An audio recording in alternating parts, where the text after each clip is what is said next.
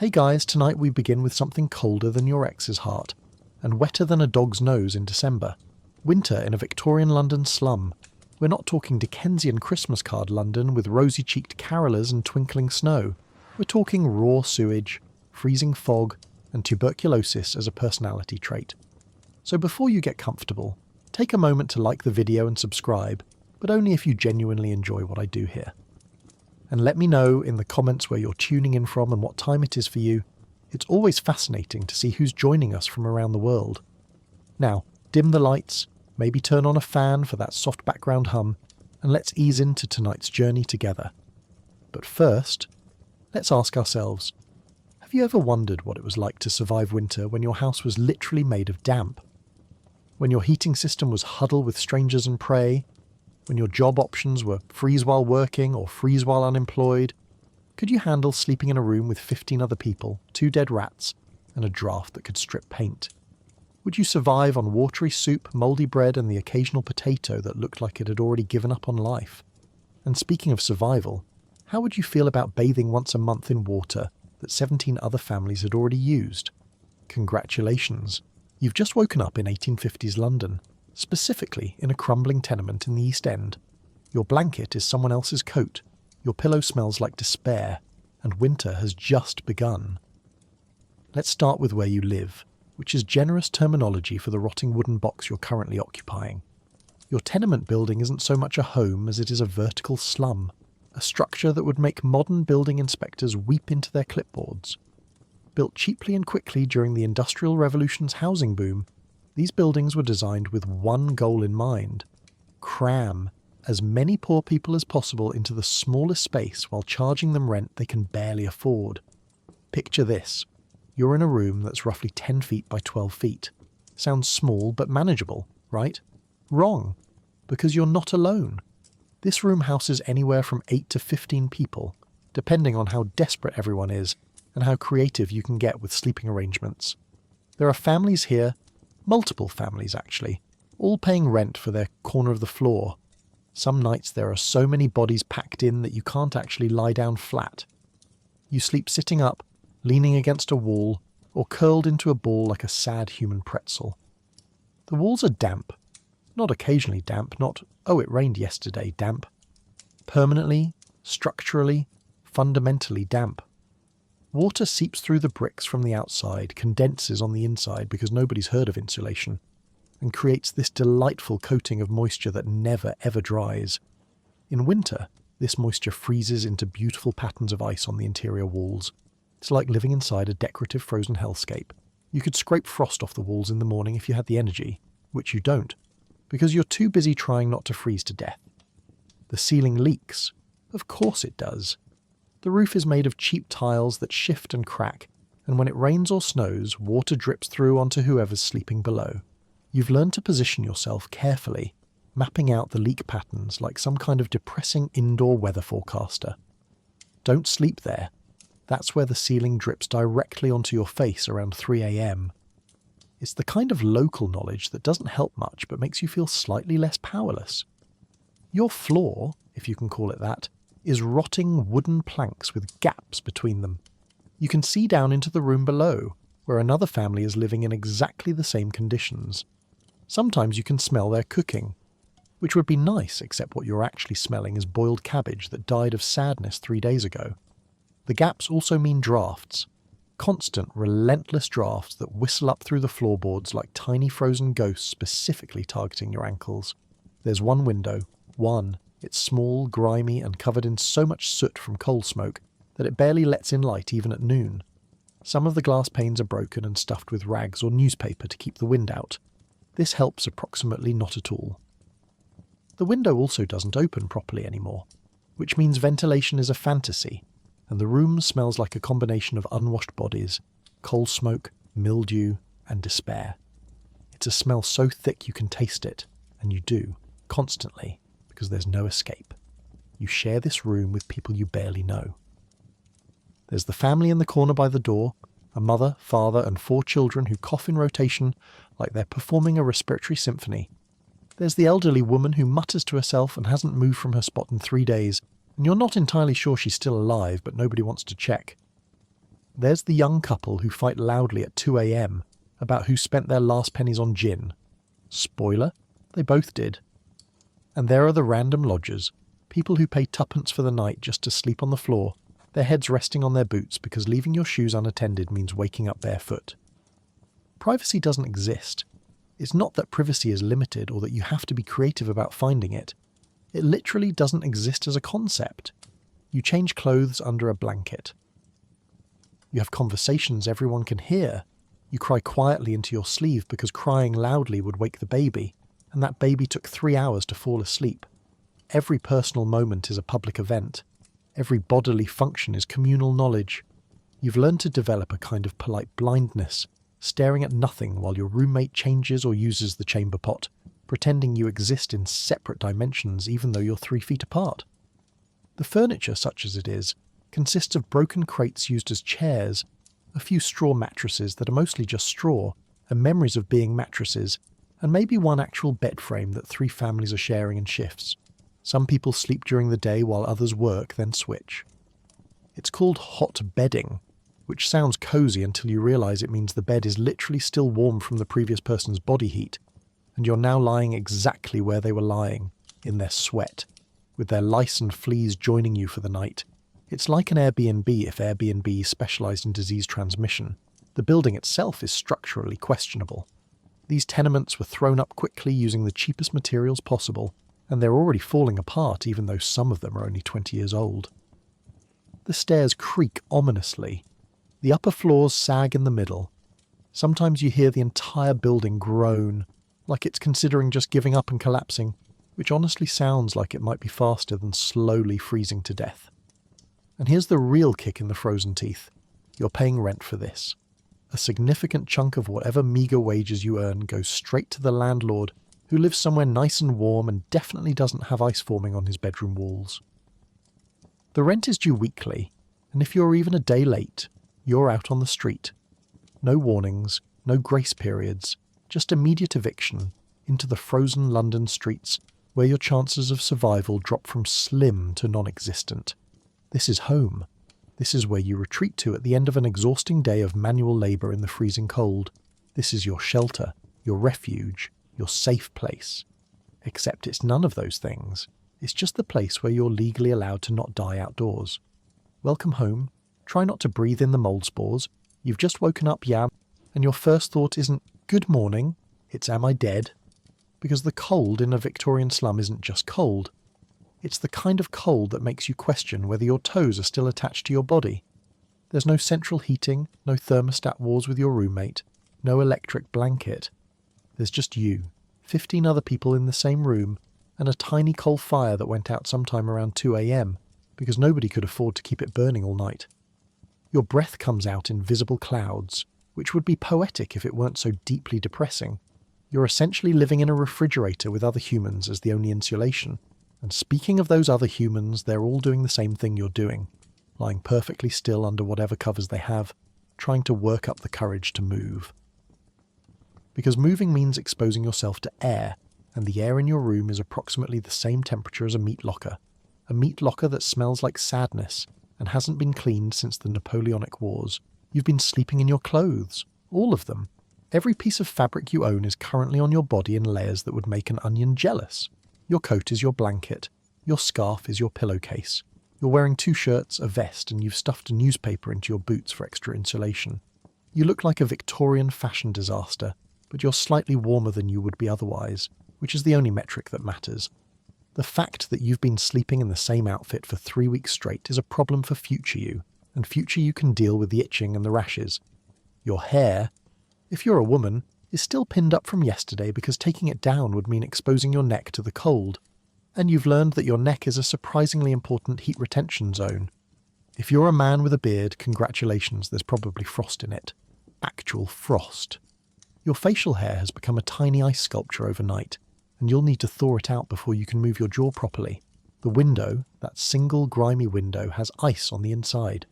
Not just a little frost around the edges, full sheets of ice, creating beautiful crystalline patterns that would be Instagram-worthy if Instagram existed, and if you weren't currently contemplating whether losing your fingers to frostbite might actually be less uncomfortable than getting out of bed.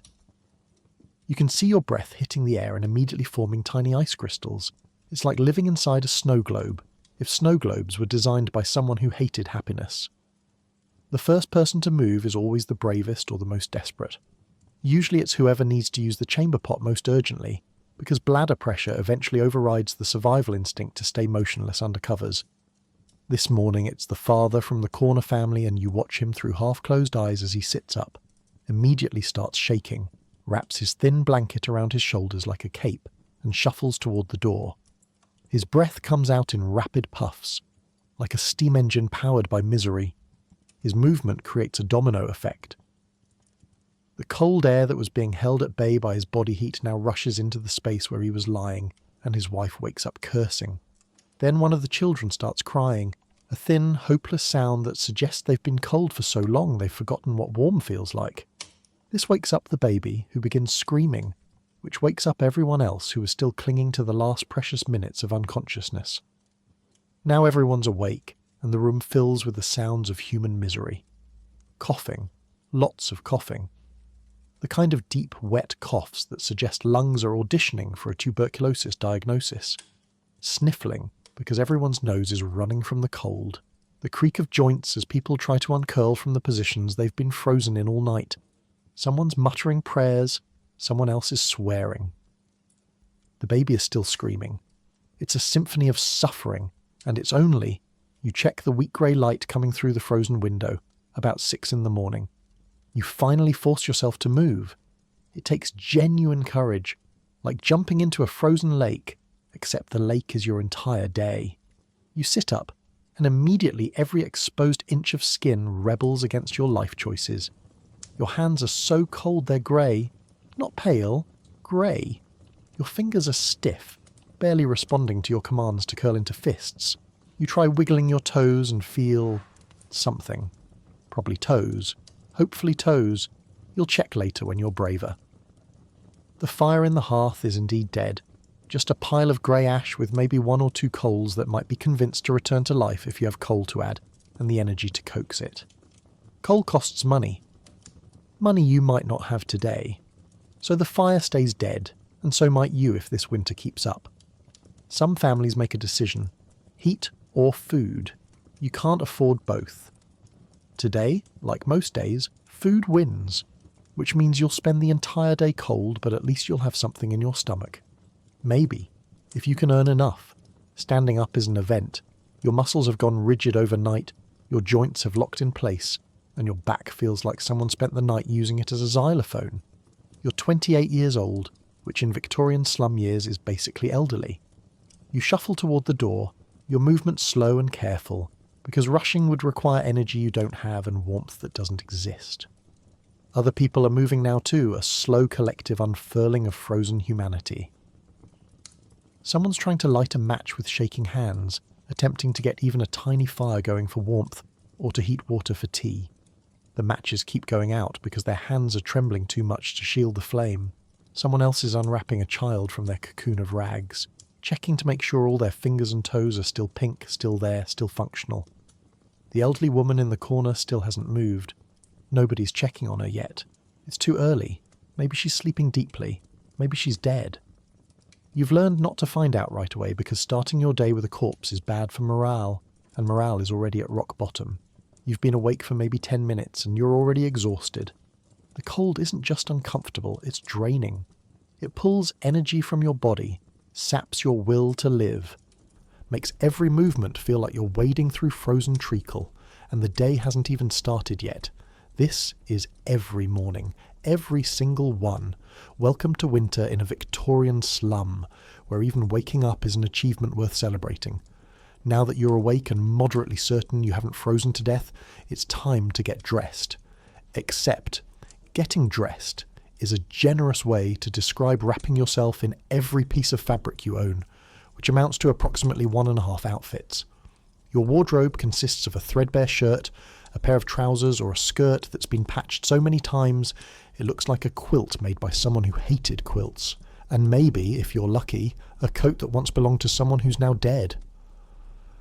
Let's start with your undergarments, which is a polite way of saying the layer closest to your skin that you haven't washed in 3 months. If you're a woman, you're wearing a chemise made of rough linen that was white approximately never. It's grey now, stained with sweat, dirt and various bodily fluids we won't discuss before breakfast. The fabric is so worn thin in places that it's basically transparent, which doesn't matter because nobody's seeing it, and you're wearing 17 other layers on top anyway. This chemise is your best friend and your worst enemy. It's supposed to protect your skin from the scratchy outer clothes, but it's also harbouring an entire ecosystem of lice that have set up a thriving civilization in the seams. If you're a man, you've got a similarly disgusting undershirt situation happening. Yours might be made of flannel if you're spectacularly lucky, but more likely it's thin cotton that's been darned and redarned until it's more darn than original fabric. The armpits have holes, the collar is frayed. There are mysterious stains that tell the story of the last 6 months of your life, and it's not a happy story. Over this goes your outer shirt or bodice. For men, this means a work shirt that's seen better decades. The buttons are mismatched because you've replaced them with whatever you could find. Bits of wood, old coins, even tied knots of string. The cuffs are shredded because you've been doing manual labour in the same shirt for 2 years straight. For women, your bodice or dress is a similarly tragic affair. The fabric, probably wool or rough cotton, has been worn so much that it's gone shiny in places, like it's given up and developed a protective glaze of despair. Now for the trousers or skirt, and here's where the patchwork really shines. Your trousers, if you're a man, started life as one colour but are now a mosaic of different fabrics sewn on wherever holes appeared. You've got brown corduroy patching blue wool patching grey cotton.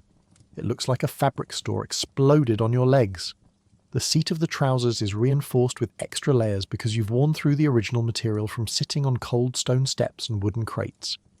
The knees are similarly patched, creating lumpy bulges that make walking a textured experience. Women's skirts are even more complicated. You're wearing at least 2, probably 3 skirts layered on top of each other for warmth and modesty. The bottom skirt is so caked with street mud that it's basically a solid object. A protective shell of dried filth that actually provides surprising insulation. The fabric drags on the ground, soaking up every puddle, every bit of horse dung, every mystery liquid the streets have to offer. By the end of the day, the hem will weigh an extra 5 pounds just from accumulated grime. Fashion magazines of the era show elegant Victorian ladies with pristine skirts. You're not in those magazines. Your skirt looks like it lost a fight with a chimney and then rolled through a stable. Stockings or socks are crucial but problematic. You've darned yours so many times that they're more darning than original sock. The heels have been reinforced with layers of mismatched wool, creating lumpy protrusions that don't quite fit in your boots anymore. But you wear them anyway because the alternative is direct contact between your feet and your boots, and that's a recipe for blisters that will get infected and possibly kill you. Victorian medical care being what it is, even a blister is a legitimate health concern. Now the coat, assuming you have one. This is your most valuable possession, worth more than everything else you own combined. It's probably made of wool, possibly taken from a second-hand stall or inherited from a dead relative. The original owner might have been your father, your uncle, or a stranger whose coat the parish distributed after he froze to death in it. This coat has seen things. The elbows are worn through, patched with leather or canvas or whatever was available. The pockets have holes in them, which you discovered after losing your last 2 pennies through a gap in the lining. The collar is so dirty it's become structural, standing up on its own through the power of accumulated grime. But the coat is lined, and that lining, however tattered, is what might keep you alive today. You button it up carefully, avoiding the 2 buttons that are hanging by threads, and the 3 button holes that have torn through completely. Some people safety pin their coats closed.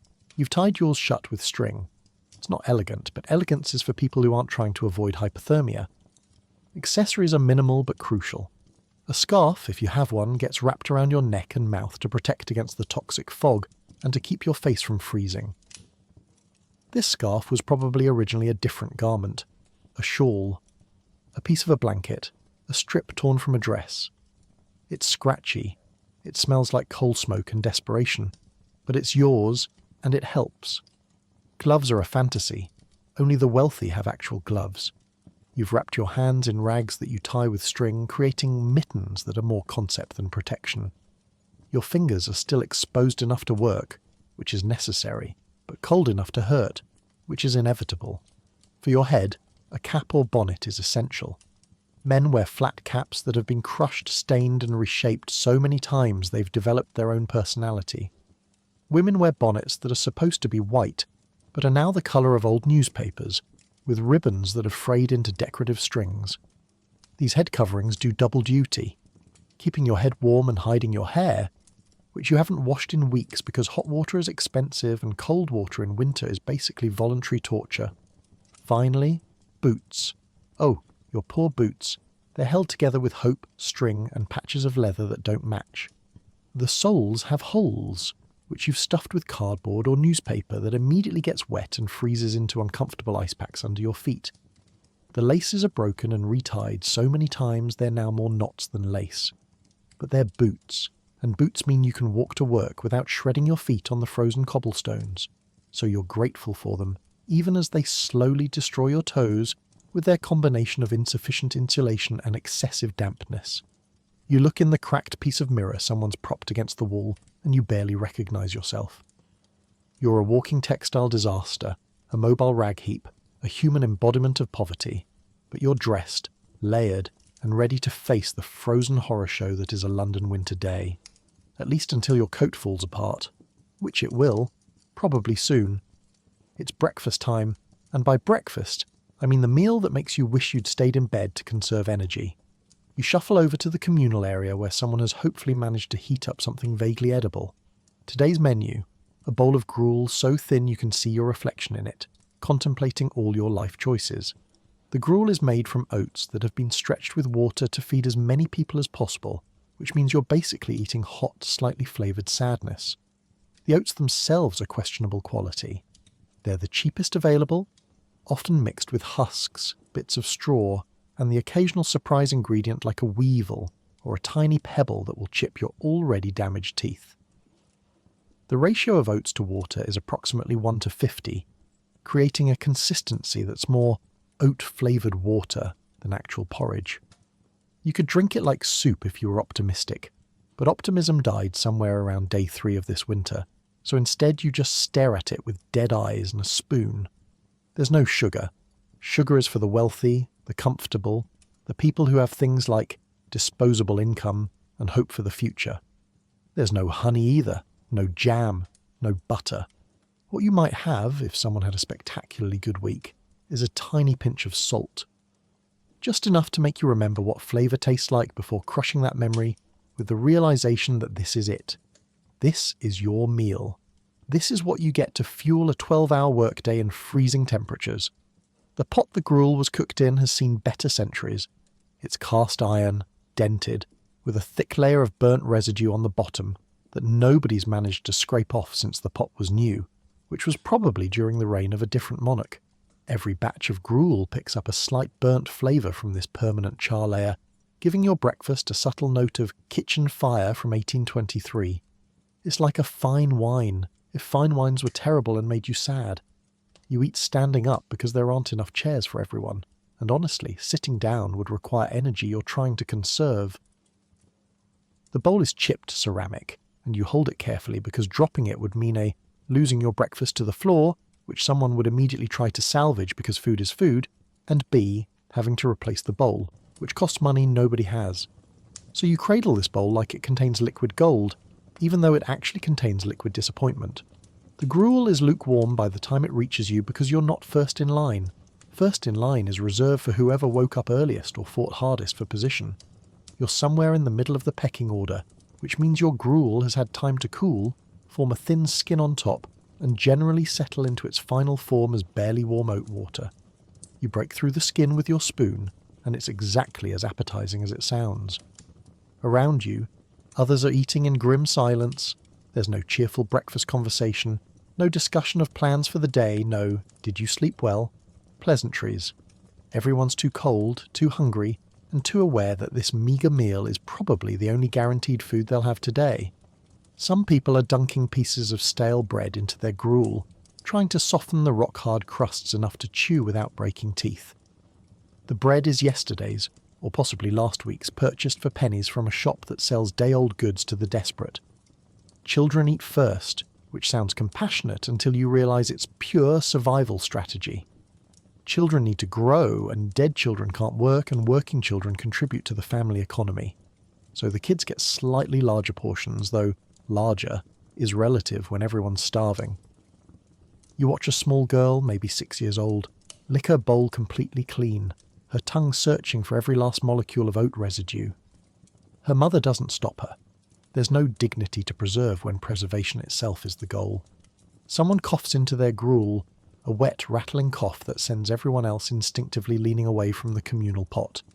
But not too far away, because that would be rude, and also because you're all going to get whatever disease that person has anyway. You're living in such close quarters that illness spreads like gossip at a tea party, if tea parties were held in frozen petri dishes. The tea, if you can call it that, is even more depressing than the gruel. It's been brewed from leaves that have been used 3 times already. The original owner of these leaves used them, then sold them to a dealer who dried them and sold them to someone else, who brewed them and sold them again. And now they've ended up in your pot, creating a liquid that's tea-flavoured water at best and hot brown sadness at worst. There's no milk. Milk's expensive and spoils quickly, and even if you could afford it, you're not sure you'd want to drink it given what you've heard about London dairies and their creative approaches to food safety. But the tea is hot, and hot is precious. You wrap your hands around the cup, letting the warmth seep into your frozen fingers. This might be the warmest you'll be all day. This brief moment holding a cup of fourth-hand tea in a freezing tenement room. You savour it, not because the tea is good, it absolutely isn't, but because warmth is a luxury you can't afford to waste. Some people aren't eating at all. The elderly woman in the corner is still motionless. Someone finally checked, and she's breathing, just barely. But she's too weak to get up for breakfast. Someone will take her a bowl later, maybe, if there's anything left. A teenage boy is skipping breakfast entirely, saving his portion for his younger siblings. He'll go to work on an empty stomach and try to last until evening on nothing but willpower and the vague hope that someone might give him something to eat out of pity. You finish your gruel in about 30 seconds because there's not much to finish. You're still hungry. You'll be hungry all day. Hunger is your baseline state, the constant background noise of your existence. This breakfast hasn't satisfied you. It's merely reminded your stomach that food theoretically exists in the world, just not in quantities that would actually help you. You set down your bowl, and someone immediately grabs it to wash in cold water for the next person. There's no time for leisurely breakfasts, no lingering over coffee and newspapers. You've eaten, such as it was, and now it's time to go find work, because if you don't earn money today, tomorrow there might not be any gruel at all. Your stomach gurgles in protest. Your body is already burning through the meagre calories you just consumed, trying to keep you warm, keep you alive, keep you functional enough to survive another day. Breakfast is over. You're still starving. Welcome to every morning in a Victorian slum, where even food is just a cruel reminder of what food could be if you weren't poor. Nature calls, and you immediately wish it would hang up. Because the toilet situation in a Victorian slum makes a porta-potty at a summer festival look like a spa experience. Your building shares one outdoor privy with roughly 50 to 100 other people. Yes, you read that right. One toilet. For everyone.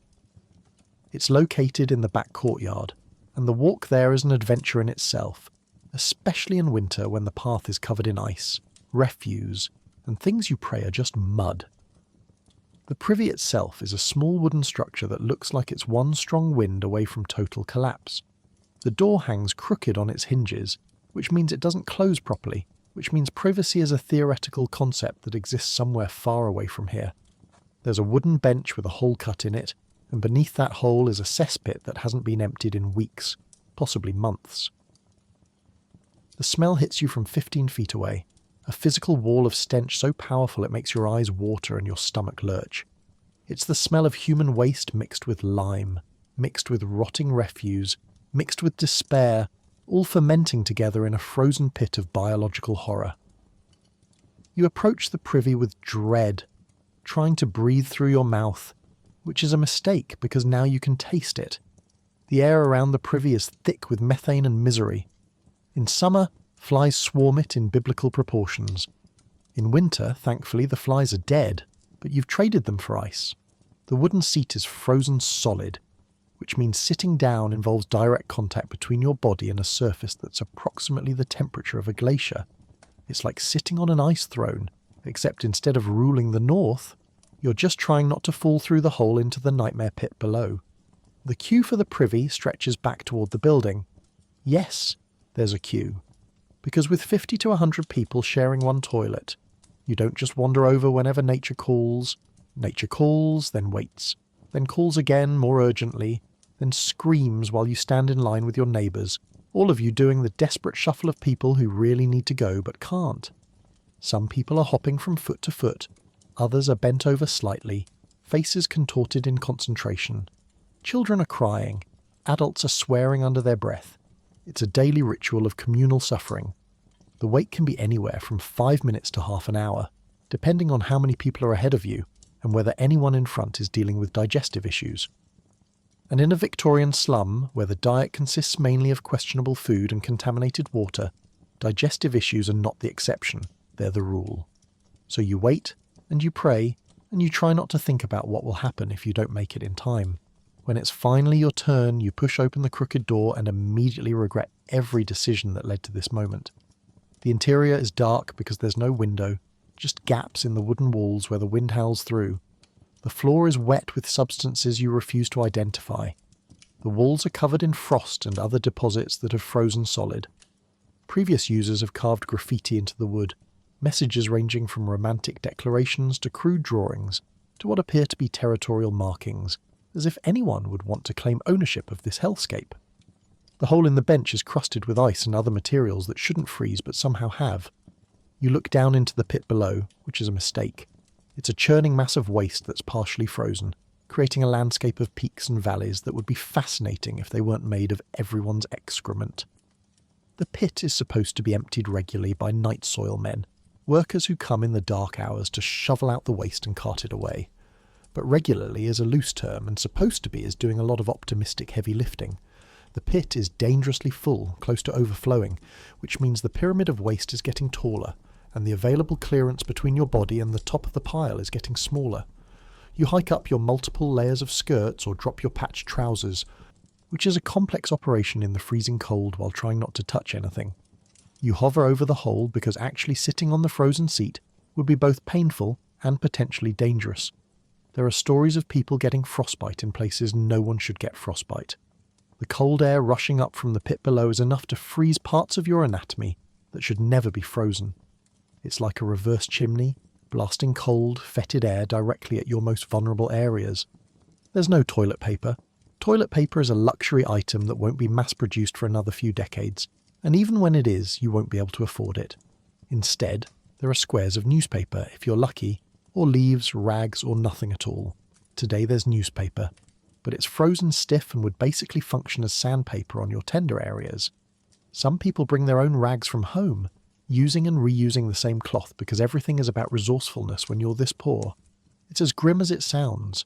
The entire experience needs to be completed as quickly as possible, not just because of the cold, but because there's a line of increasingly desperate people outside. You can hear them through the gaps in the walls, coughing, shuffling, muttering prayers or curses. Someone bangs on the door, shouting, "Hurry up!" even though you've only been in here for 30 seconds. The pressure is immense, both literally and figuratively. When you're finished, there's no flush, no magical swoosh of water that carries everything away to some distant treatment plant. Your contribution simply drops into the pit below, adding to the frozen monument of human waste that's been building for weeks. You pull up your clothes, tie everything back together with freezing fingers, and exit as quickly as possible, gasping for fresh air that isn't really fresh because you're still in the courtyard where the privy lives. The next person rushes past you without making eye contact, because acknowledging what just happened would require admitting that this is normal, that this is daily life, that human beings are living like this in the wealthiest city in the wealthiest empire in the world. You hurry back toward the building, trying to wash your hands in the communal water pump, which dispenses water so cold it feels like liquid nitrogen. There's no soap. There's never soap. You just rinse your hands in freezing water and hope that's enough to prevent cholera, typhoid, dysentery, or any of the other diseases that thrive in conditions like these. Your hands are now wet and frozen, and you've probably just exposed yourself to multiple pathogens, but at least you've completed your morning constitutional. You'll need to make this journey again later today, and tomorrow, and every day for the rest of your life or until you manage to escape the slums, whichever comes first. As you walk back to the building, you glance back at the privy. The next person is already inside. The queue has gotten longer. A child is crying, hopping desperately from foot to foot. An old man looks resigned, like he's made peace with whatever happens next. This is sanitation in a Victorian slum. This is what it means to share a toilet with 100 people in winter. This is daily life, repeated over and over, a small degradation that combines with 1,000 other small degradations to create an existence that grinds people down to nothing. Welcome to the bathroom break. Try not to think about it for the rest of the day. Step outside, and you're immediately swallowed by fog. But this isn't some romantic, mysterious fog from a Gothic novel. This is pea soup fog, thick enough to cut with a knife and toxic enough to choke you. Victorian London's fog was legendary, a choking yellow-brown miasma created by millions of coal fires burning simultaneously, mixing with the natural Thames Valley mist to create an atmospheric horror show that would make modern air quality experts faint. You can't see more than 3 feet in front of your face. Sometimes you can't even see your own hand when you hold it out at arm's length. The fog doesn't just obscure vision, it actively blocks it, like someone's thrown a dirty yellow blanket over the entire city. People vanish into it mid-conversation, buildings disappear, the street you were just walking on ceases to exist. You're suddenly alone in a suffocating cloud that tastes like coal, smells like sulphur, and feels like it's actively trying to murder your lungs. And it is. This fog isn't just water vapour, it's a chemical soup of coal smoke, sulphur dioxide, soot particles, and industrial pollutants all suspended in the air at breathing height. Every breath you take is coating your lungs with a fine layer of toxic particles.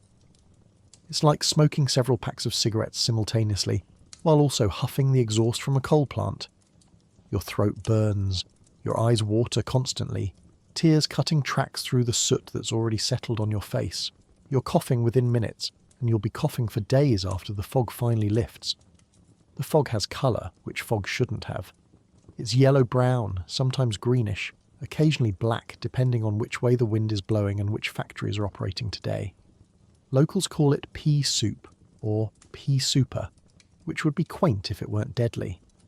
The name comes from the thick, split pea soup that was a staple of Victorian working-class diet. And yes, the fog has approximately the same consistency.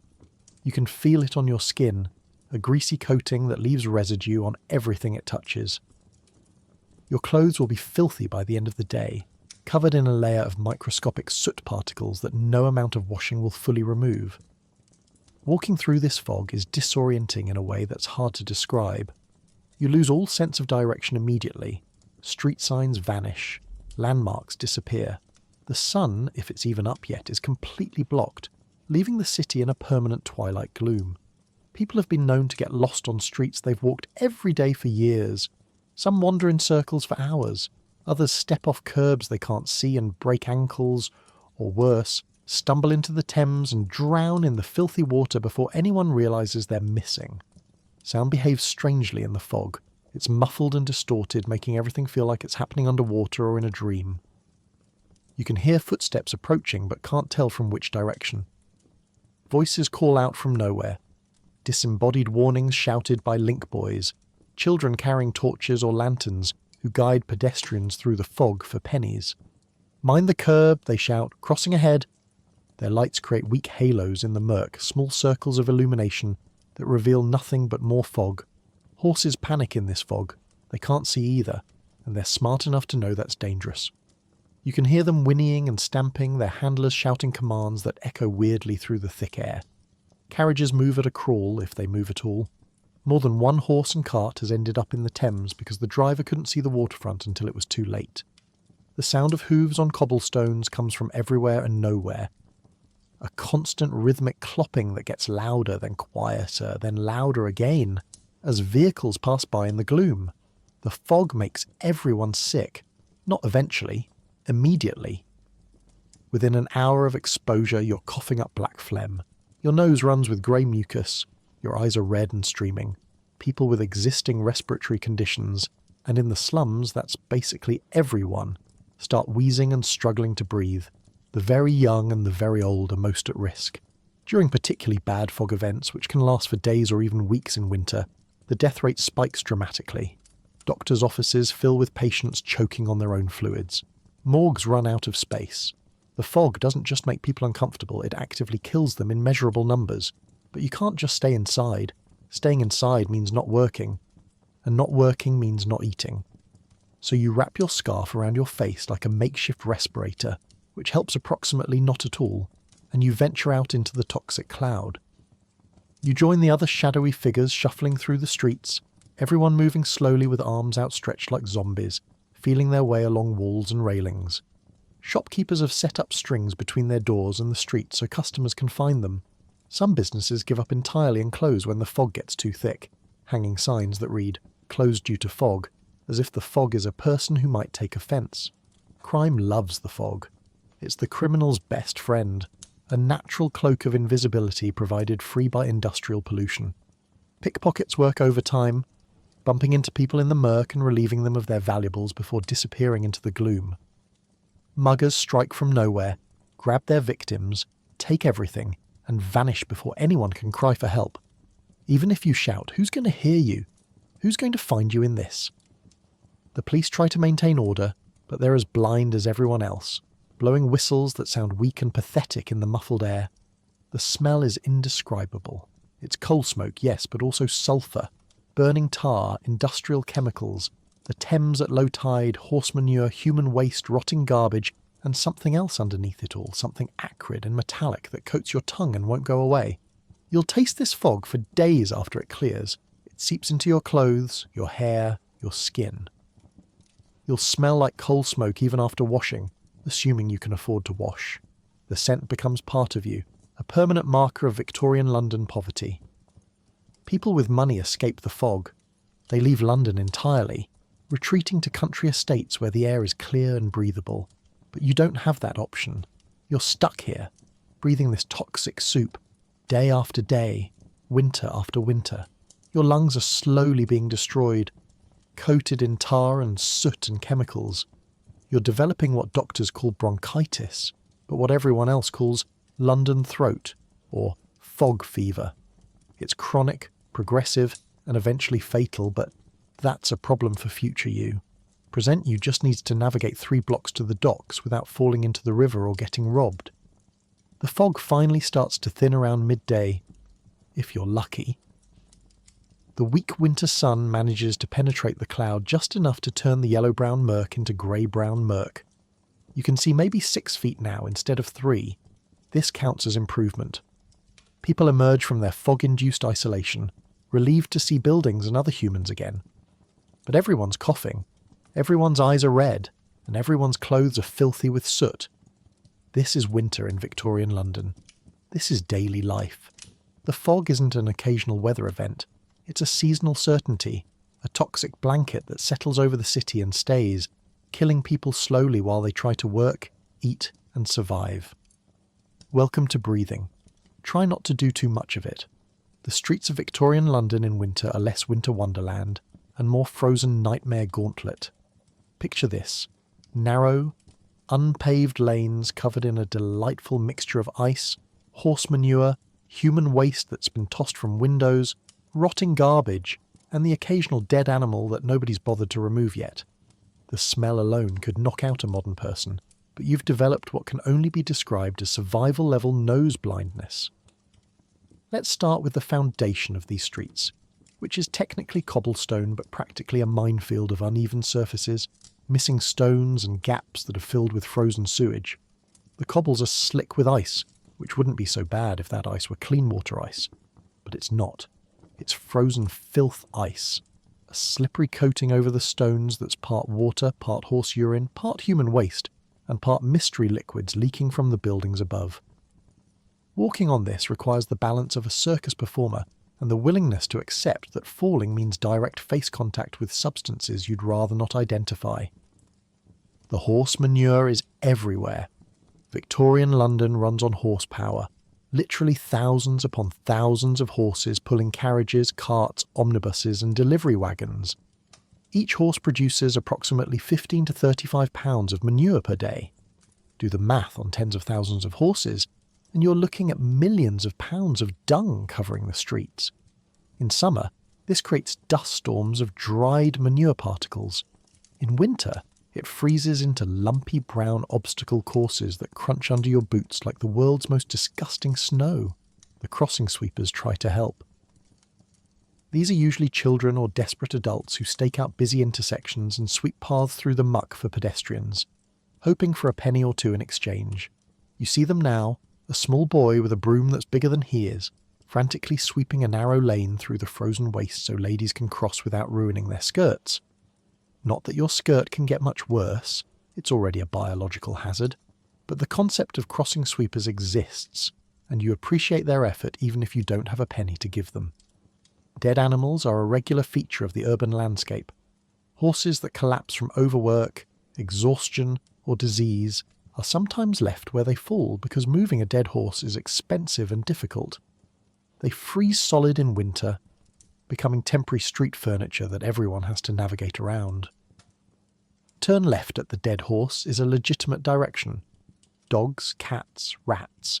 They all die in the streets and stay there until they are either eaten by other animals, removed by someone who needs the space, or just decay into the general street composition. You've learned to step over them without much thought.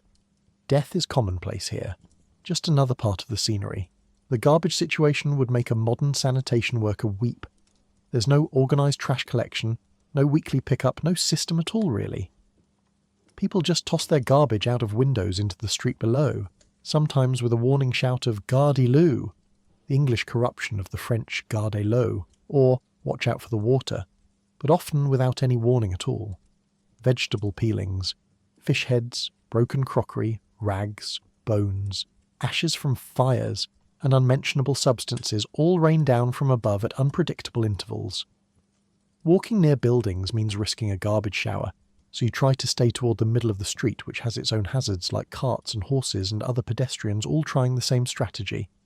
The gutters, those shallow trenches running along the sides of the streets, are supposed to carry away water and waste.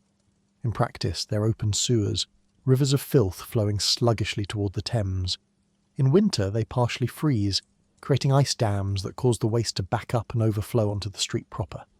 The result is a topography of frozen waste pools that you have to navigate around, over or through, depending on your route options and level of desperation. Some are shallow enough to step through, others are deep enough to swallow your boot if you're not careful, and retrieving a boot from a frozen sewage pool is an experience that will haunt you forever. Children are playing in these streets. Yes, playing. Because if you're a slum child, you don't have a backyard or a park or even a clean floor indoors. The street is your playground, your social space, your entire world. You see them now, a group of barefoot kids running between carts, playing some game that involves a stick and a hoop and a lot of shouting. Their feet are blue with cold, but they don't seem to notice or care. They've built a small fort out of frozen horse manure, which would be adorable if it weren't so tragic. These children are literally playing in excrement because they have nowhere else to play. The traffic is chaotic and dangerous. There are no traffic lights, no stop signs, no rules of the road beyond try not to kill anyone. Carts barrel through narrow lanes at reckless speeds, drivers shouting at pedestrians to move. Omnibuses, those large horse-drawn passenger carriages, sway through the streets, overloaded with people clinging to the outside because the inside is full. Delivery wagons block entire streets while drivers unload goods. Everyone's trying to get somewhere simultaneously, and the result is a perpetual traffic jam punctuated by shouting, cursing, and the occasional collision that sends barrels or crates or passengers tumbling into the frozen muck. Street vendors line the edges of the thoroughfares, their carts and baskets adding to the congestion. They're selling everything. Hot chestnuts roasted over small braziers, meat pies that might be meat, eels both jellied and fried, baked potatoes, apples that are more bruised than fruit, and mysterious items wrapped in newspaper that could be food or could be something else entirely. The vendors shout their wares in voices that have to compete with the general din of the street. Hot pies, tuppence, fresh eels, chestnuts, lovely chestnuts. The noise is constant, overwhelming, a wall of sound that makes thinking difficult and conversation impossible. You're trying to walk quickly because standing still means freezing, but walking quickly on these streets means taking your life into your hands. Every step is calculated. Is that patch of ground solid or liquid? Is that brown lump frozen manure or something worse? Is that cart barreling toward you going to stop, or should you dive into a doorway? Your feet are already soaked through despite your newspaper-stuffed boots, because the frozen filth has melted just enough from the friction of walking to seep through the holes in your soles. Your feet will be wet, cold, and probably infected by evening. The buildings lining the streets lean inward, creating canyon-like passages where the sun never reaches even in summer. In winter, these streets are permanent twilight zones, dim and gloomy even at midday. Icicles hang from gutters and broken drain pipes, some of them 3 feet long, creating beautiful frozen spears that occasionally break loose and plummet down toward the street below. Signs hang from buildings at angles, creaking in the wind. Pawnbroker symbols, pub signs, shop advertisements all coated in soot and ice. People are everywhere, a river of humanity flowing through the filth. The wealthy ride in carriages with closed doors insulated from the street. The middle class walk briskly with handkerchiefs pressed to their faces. But the poor, like you, just trudge through it all, heads down, shoulders hunched against the cold and the wind and the general awfulness of existence. Nobody makes eye contact. Everyone's just trying to get where they're going without dying, freezing or falling face first into something unspeakable. A police constable stands on a corner looking miserable and cold in his uniform. He's supposed to be maintaining order, but order is a foreign concept on these streets. He settles for occasionally blowing his whistle at traffic and looking official. Though everyone ignores him because what's he going to do, arrest the entire city? You finally reach a main thoroughfare which is somehow even worse than the narrow lanes. More traffic, more people, more noise, more filth. But at least the street is wider here, giving you more room to navigate. You press on, dodging carts and people and piles of frozen waste, heading toward wherever you need to be today, trying not to think about the fact that you'll have to walk back through all of this tonight. This is every street, every day, every journey.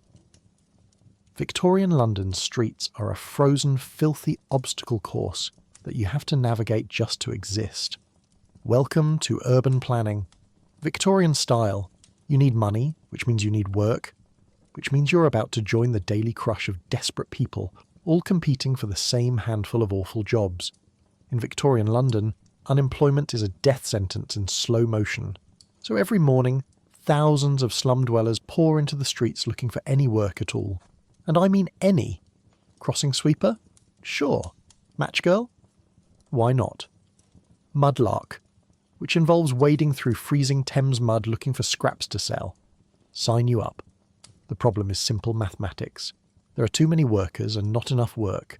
The Industrial Revolution has displaced thousands of rural labourers who flooded into London looking for factory jobs, only to discover that factories don't need that many workers, and they certainly don't need unskilled ones. Meanwhile, traditional trades are being mechanised, meaning skilled craftsmen are also competing for the same shrinking pool of employment. The result is a buyer's market for labour, where employers can offer starvation wages and brutal conditions because they know 50 people are waiting to take your place if you complain. Your first stop is the docks, where casual labourers gather each morning hoping to be selected for a day's work. The selection process is called the call-on, and it's basically a human auction where dignity goes to die. You arrive before dawn, joining hundreds of other desperate men and women crowding around the dock gates.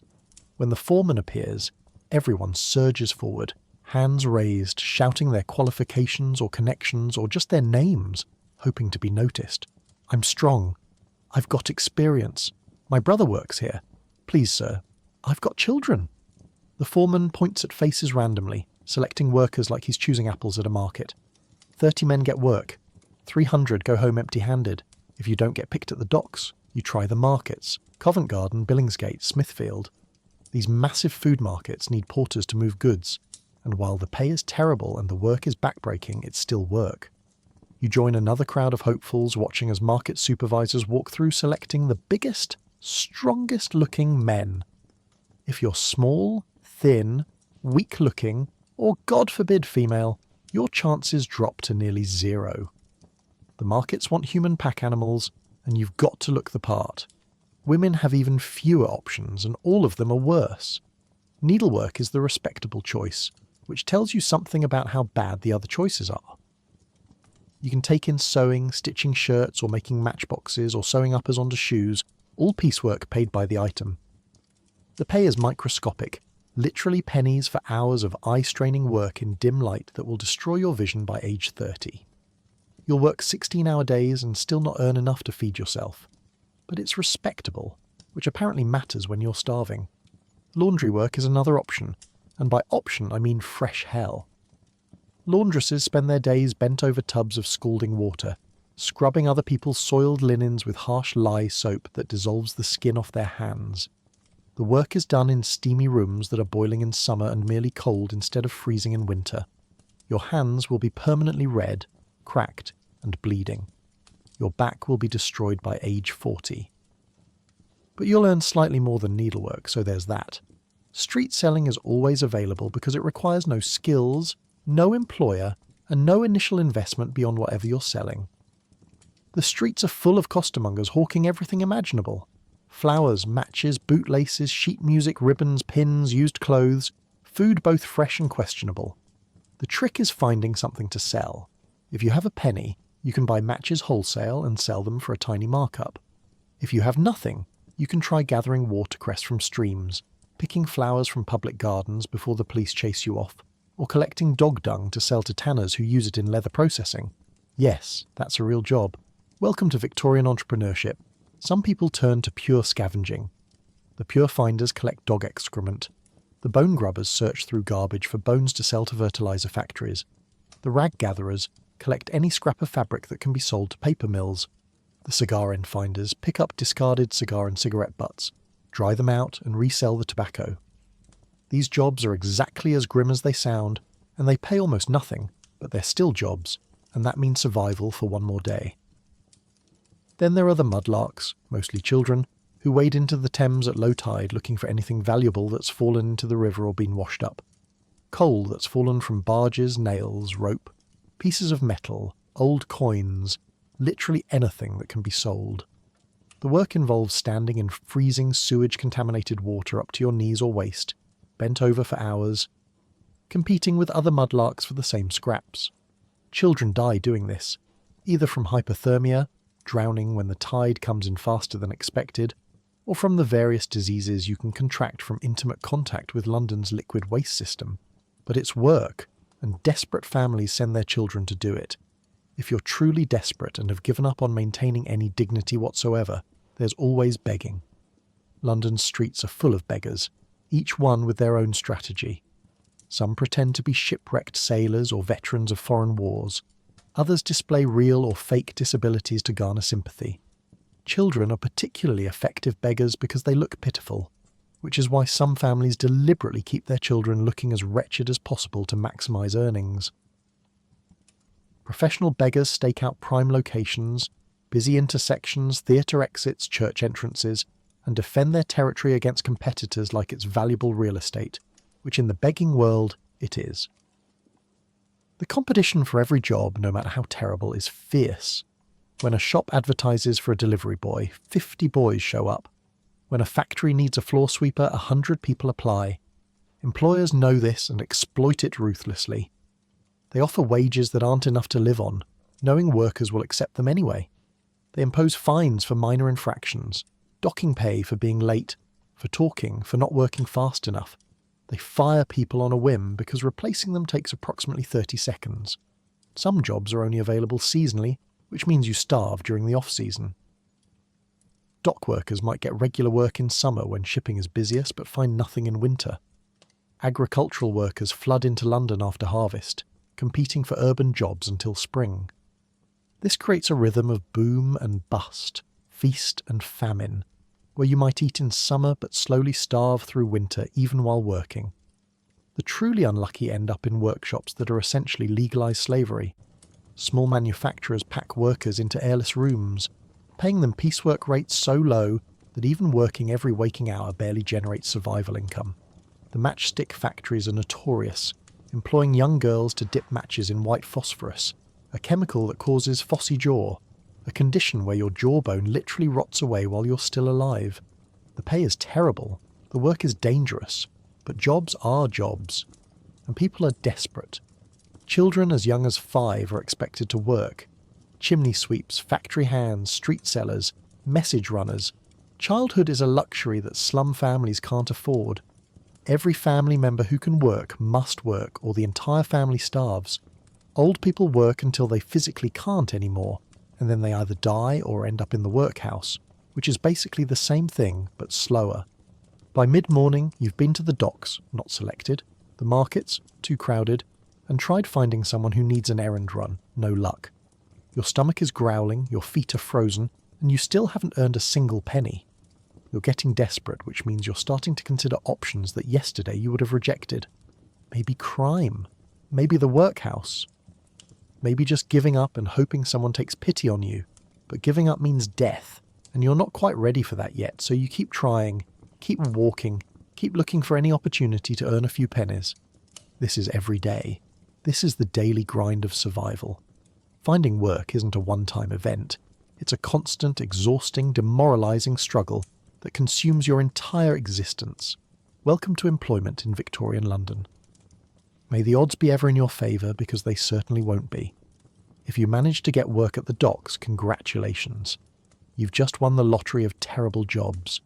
London's docks in winter are a special kind of brutal, a place where men gather before dawn hoping to be selected for a day's labour unloading ships. The foremen pick workers randomly, shouting names or just pointing at faces in the crowd, which means you might spend hours standing in the freezing cold only to go home empty-handed. But today, miracle of miracles, the foreman pointed at you. You've been selected. Your immediate feeling isn't joy, it's dread mixed with relief. Relief because you'll earn money today. Dread because you know exactly what the next 12 hours will entail, and it's going to destroy your body one crate at a time. The docks stretch along the Thames like an industrial fever dream, massive warehouses looming over wharfs where ships from across the empire are moored. These ships bring everything: tea from India, sugar from the Caribbean, timber from Scandinavia, wool from Australia, spices from the East Indies. All of it needs to be unloaded, and that's where you come in. You're human machinery, a biological crane system powered by desperation and paid in pennies. Your first task is unloading sacks of grain from a ship that's just arrived from America. Each sack weighs approximately 140 pounds, and you're expected to carry them from the ship's hold-up steep gangplanks to the warehouse. The gangplanks are narrow, slippery with ice and spilled cargo, and have no railings. One wrong step and you're in the Thames, and if the fall doesn't kill you, the cold water will, and if that doesn't kill you, drowning while weighed down by your clothes certainly will. No one's learning to swim when you're born in a slum. You hoist the first sack onto your shoulders, and your knees immediately protest. Your back, already damaged from years of manual labour and poor nutrition, screams in objection. But you can't show weakness because the foreman is watching, and if you can't keep up, you'll be replaced by one of the hundreds of men still waiting at the gates. So you grit your teeth, adjust the weight, and start walking. The gangplank flexes under your weight and the weight of the grain. Other workers are coming down as you're going up, creating a dangerous two-way traffic system on a surface barely wide enough for one person. You press yourself against the rope railing, which is frozen stiff and provides exactly 0 actual safety. Your boots slip on ice, you catch yourself, keep moving. Behind you, someone's not so lucky. You hear a shout, a splash, chaos. You don't look back. You can't afford to. You just keep climbing.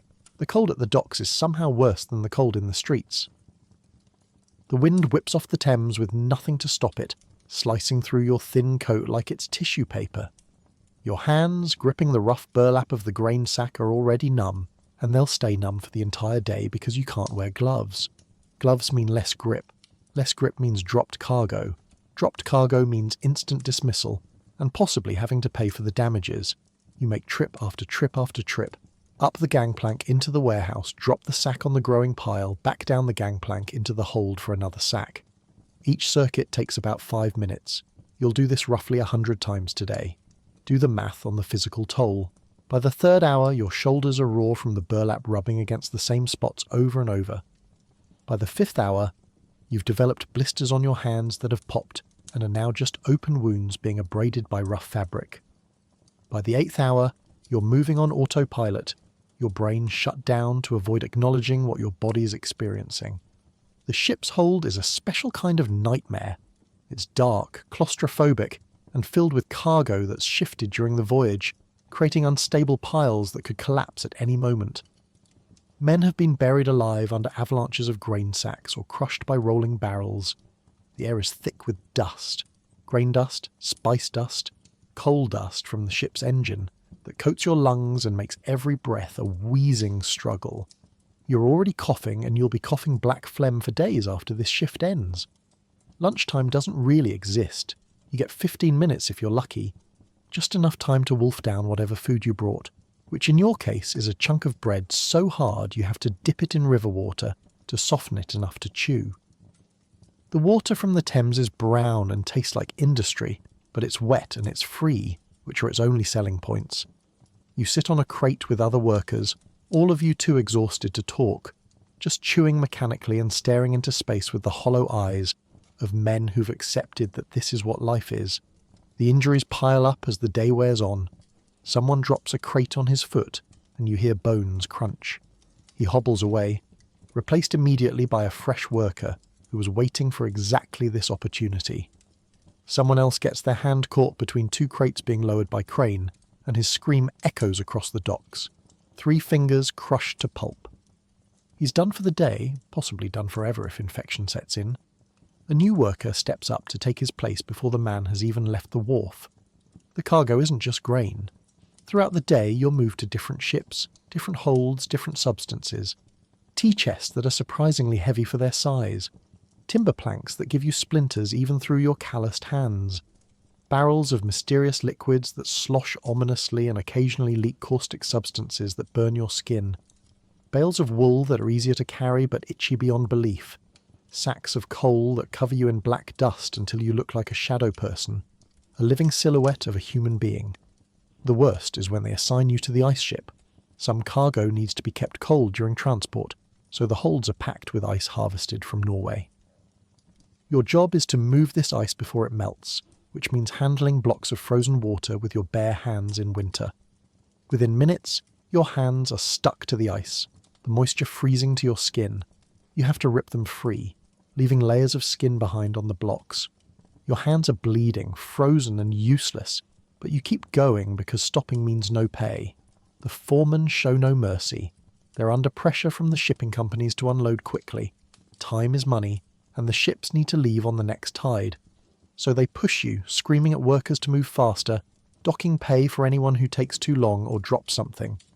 Faster, you're not here to sightsee, move or get replaced.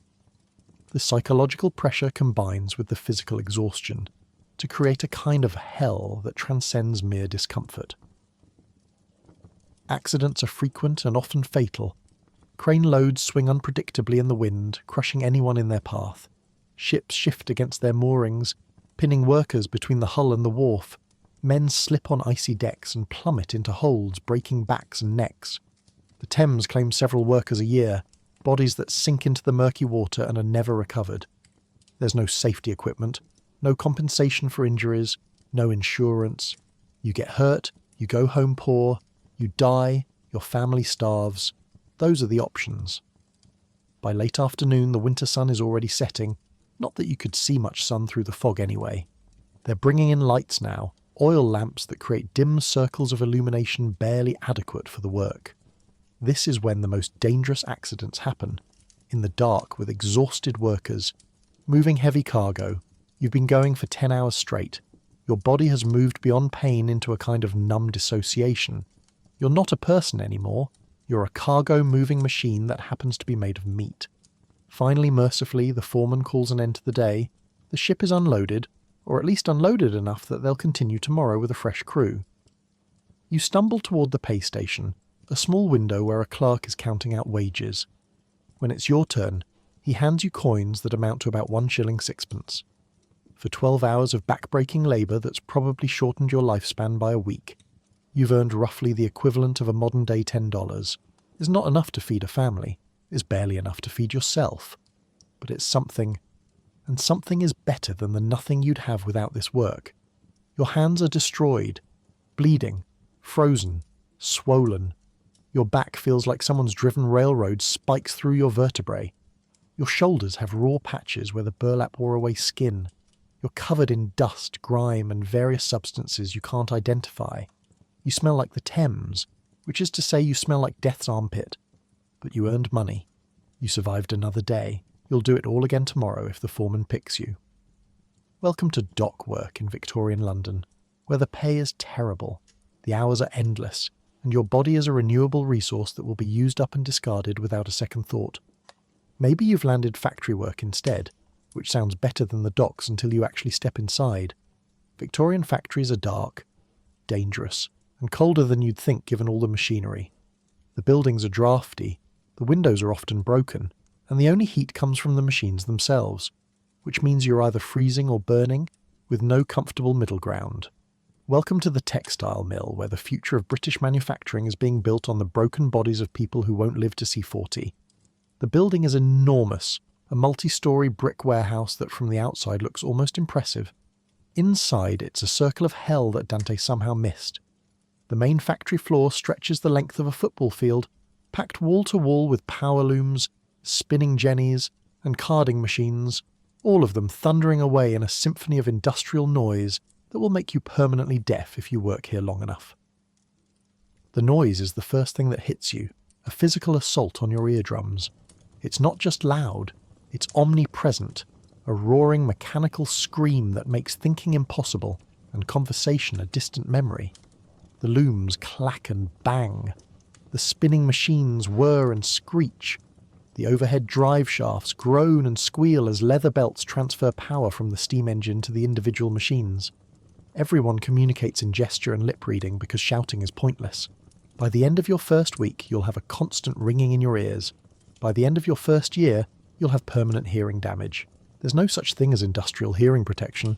There's barely such a thing as industrial regulation. The air quality makes the London fog look like a mountain breeze. The factory atmosphere is thick with cotton fibres, wool dust, and particulates from the dyeing process. Every breath coats your lungs with tiny fibres that will eventually cause byssinosis, or brown lung, a chronic respiratory disease that makes breathing feel like inhaling through wet cloth. Workers cough constantly, hacking up grey phlegm that they spit onto the factory floor because there's nowhere else to put it. The floor is covered in expectoration, machine oil, and cotton waste, creating a slippery surface that's both disgusting and dangerous. Your job is operating a power loom, which sounds skilled until you realise it mainly involves standing in one spot for 14 hours, feeding thread and watching for breaks. The loom is a massive iron beast that towers over you, its shuttle flying back and forth at terrifying speed, weaving cotton into cloth that will become cheap clothing for people who'll never think about where it came from. Your role is to keep the machine fed with thread, tie off broken threads with quick fingers, and try not to get caught in the moving parts, which are completely exposed because machine guards won't be legally required for another few decades. The machines don't stop. Ever. They run from dawn until well after dark, and you're expected to keep pace. The factory operates on strict time discipline, enforced by overseers who prowl the floor with sticks, literally hitting workers who slow down or make mistakes. There's a massive clock on the wall, and it's your enemy, counting down the hours until your shift ends while simultaneously ensuring you're paid for exactly the time worked and not a second more. Being late results in fines.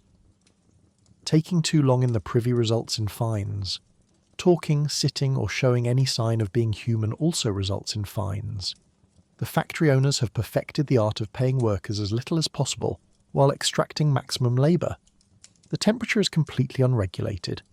Near the steam engines and in the summer, the factory becomes an oven, temperatures soaring above 90 degrees with humidity near 100% because the moisture is necessary to keep the cotton from breaking. Workers collapse from heat exhaustion regularly. In winter, though, the factory is paradoxically cold because the massive building is impossible to heat adequately.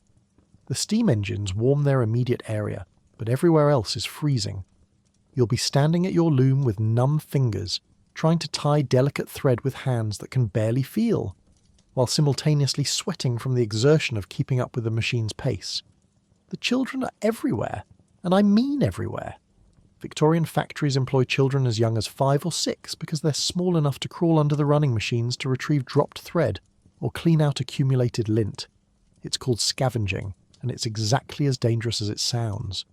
Children are crushed, mangled, and killed with depressing regularity when they miscalculate their timing, or when an exhausted child simply falls asleep under a machine. The factory owners prefer children because they can pay them a fraction of adult wages, and because their small hands are better for tying threads. These children work the same 14-hour days as adults, standing on their feet the entire time, their growth stunted and their bodies deformed by the repetitive motions and poor nutrition. The machinery is a constant threat, a collection of moving belts, exposed gears and spinning shafts that would make modern safety inspectors have simultaneous heart attacks. There are no emergency stops, no safety interlocks, no guards over dangerous parts. The drive belts that transfer power from overhead shafts to individual machines are constantly moving, and if your hair, clothing or hand gets caught, you're getting pulled in. There's no stopping the machine quickly enough to save you. Workers lose fingers, hands, arms and scalps with horrifying frequency. The factory keeps running while someone screams and bleeds out, their machine shut down just long enough to remove the body and hose off the blood. The ventilation is non-existent. The windows, those that aren't broken, are kept closed during winter to preserve what little heat exists, which means the air becomes thick, stale, and oxygen depleted. During summer, they're opened, but this just lets in the soot and pollution from outside while doing nothing about the dust inside. You're breathing a toxic cocktail of cotton fibres, coal smoke, machine oil fumes, and chemical dyes. Your handkerchief, when you blow your nose, comes away black and grey. Your lungs are being destroyed with every shift, though you won't understand the full damage for years when the coughing becomes constant and blood starts appearing in your spit. The bathroom situation is predictably awful. There's one privy for 200 workers, and you're allowed to use it once during your shift, for no more than 5 minutes, and only at designated times. If you have digestive issues, and given the diet and water quality, who doesn't, you're in trouble. Some workers resort to urinating in corners or into drains because leaving their machine at the wrong time means immediate dismissal. The factory floor has a permanent smell of sweat, machine oil, and bodily functions poorly concealed. The overseers are everywhere, watching for any sign of slacking. They're typically men promoted from the worker ranks, chosen specifically because they've demonstrated a willingness to abuse their former peers in exchange for slightly better pay and the authority to carry a stick. They dock wages for any infraction, working too slowly, breaking thread too often, talking, resting, appearing tired. Some are sexual predators who demand favours from female workers in exchange for not reporting infractions. Complaining about this gets you fired and blacklisted from every factory in London. Meal breaks are theoretical. You get 30 minutes, which sounds generous until you realise it's unpaid. You have to stay in the factory, and there's nowhere to sit except the filthy floor. You eat whatever food you brought, which is usually bread and maybe an onion if you're doing well, while covered in cotton dust and surrounded by the noise of machines that never stop. The food tastes like machine oil because everything tastes like machine oil after a few hours in the factory. You have to eat fast because the break ends precisely when the clock says it does, and being even 30 seconds late getting back to your station means fines. The shifts are brutal. 14 to 16 hours is standard, 6 days a week. Sunday's theoretically off, but some factories run 7 days and just rotate which day workers get off. You arrive before dawn and leave long after dark, which means during winter you literally never see sunlight. You walk to work in the dark, spend all day in the dim factory interior, lit by flickering gas lamps, and walk home in the dark. People develop rickets from vitamin D deficiency, their bones softening because the sun is a stranger they've forgotten exists. The pay is marginally better than dock work, but still not enough to actually live on. You earn perhaps 10 shillings a week if you're an adult male, less if you're a woman doing identical work, even less if you're a child. The factory owners justify the low wages by claiming they're providing employment, as if working people to death is a charitable act. Meanwhile, these same owners live in country estates and drive carriages made from the profits of your destroyed lungs and crushed fingers. Injuries are so common they're barely remarked upon. Someone gets their arm ripped off by a belt drive, there's some screaming, they're carried out, a replacement worker steps up to the machine within the hour. The factory keeps the accident rate quiet because reporting would mean investigation, and investigation would reveal safety violations. Not that there are many safety laws to violate yet. Workers who are seriously injured are simply dismissed with no compensation. Lost your hand? That's unfortunate. Here's what you earned up until today. Good luck surviving with one hand in Victorian London. By the end of your shift, you're deaf from noise, covered in cotton dust that's embedded in your skin, coughing up grey phlegm, and so tired you can barely walk. Your feet are swollen from standing all day. Your back aches from leaning over the machine. Your fingers are bleeding from tying thread with inadequate lighting. You've earned maybe a shilling, which might buy food for today but won't cover rent, clothing, heat, or any of the other expenses of staying alive. You shuffle out with the other workers, a procession of grey ghosts covered in industrial residue, all coughing in unison like a tuberculosis choir. Tomorrow you'll do it again, and the day after that, and the day after that, until your body gives out, or the factory finds a younger, healthier worker to replace you. Welcome to factory work, where the Industrial Revolution is powered by human suffering and lubricated with the blood of workers who'll never see the wealth they're creating. Perhaps you've decided to try street selling, joining the thousands of costermongers, flower girls and random vendors who line London streets hawking whatever they can get their hands on. This means standing outside in the cold for 12 to 16 hours a day, shouting about your wares until your voice gives out and your feet go numb. You might be selling matches, flowers, food, or just random objects you've scavenged, and you're competing with hundreds of other desperate people doing exactly the same thing. Your capital for today's entrepreneurial venture is 3p, your entire remaining money after paying rent. With this fortune, you've purchased 2 bundles of watercress from the wholesale market at dawn, wilted, slightly frozen greens that you'll try to sell for a penny per small bunch. If you sell everything, you'll make 6p. Subtract your initial 3p investment, and you've earned 3p profit for a full day's work. This is the mathematics of poverty, where even success means barely surviving.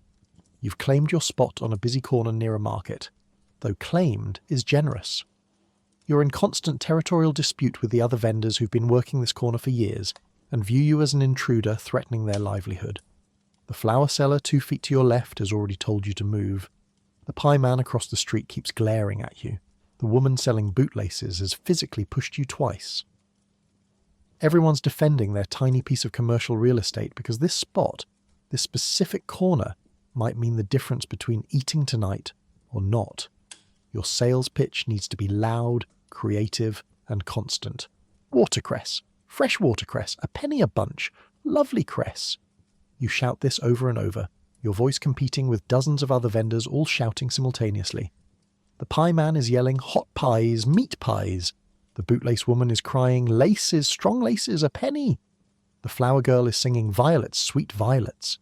The noise is overwhelming, a marketplace symphony of desperation, where everyone's trying to be heard over everyone else. Your voice starts giving out around hour 3. Your throat is raw from shouting in the cold air, and you've developed a cough that makes projecting difficult. But you can't stop shouting because the moment you go quiet, potential customers assume you're out of merchandise or not really trying. Silence equals invisibility, and invisibility equals starvation. So you push through the pain, shouting with a voice that's becoming increasingly raspy and pathetic. The cold is relentless and specific in its cruelty. Your feet, planted on frozen cobblestones, lose feeling first. By mid-morning, you can't tell if you're still wearing boots, or if your feet have simply become numb stumps at the end of your legs. You try stamping them to restore circulation, but this requires energy you don't have, and draws attention from the policeman who's watching the market for any signs of vagrancy or disorder. Standing still means freezing. Moving too much means looking suspicious. You've found an awkward middle ground of subtle shifting that preserves neither warmth nor dignity. Your hands, holding the watercress bundles, are exposed to the wind because gloves would prevent customers from seeing the merchandise.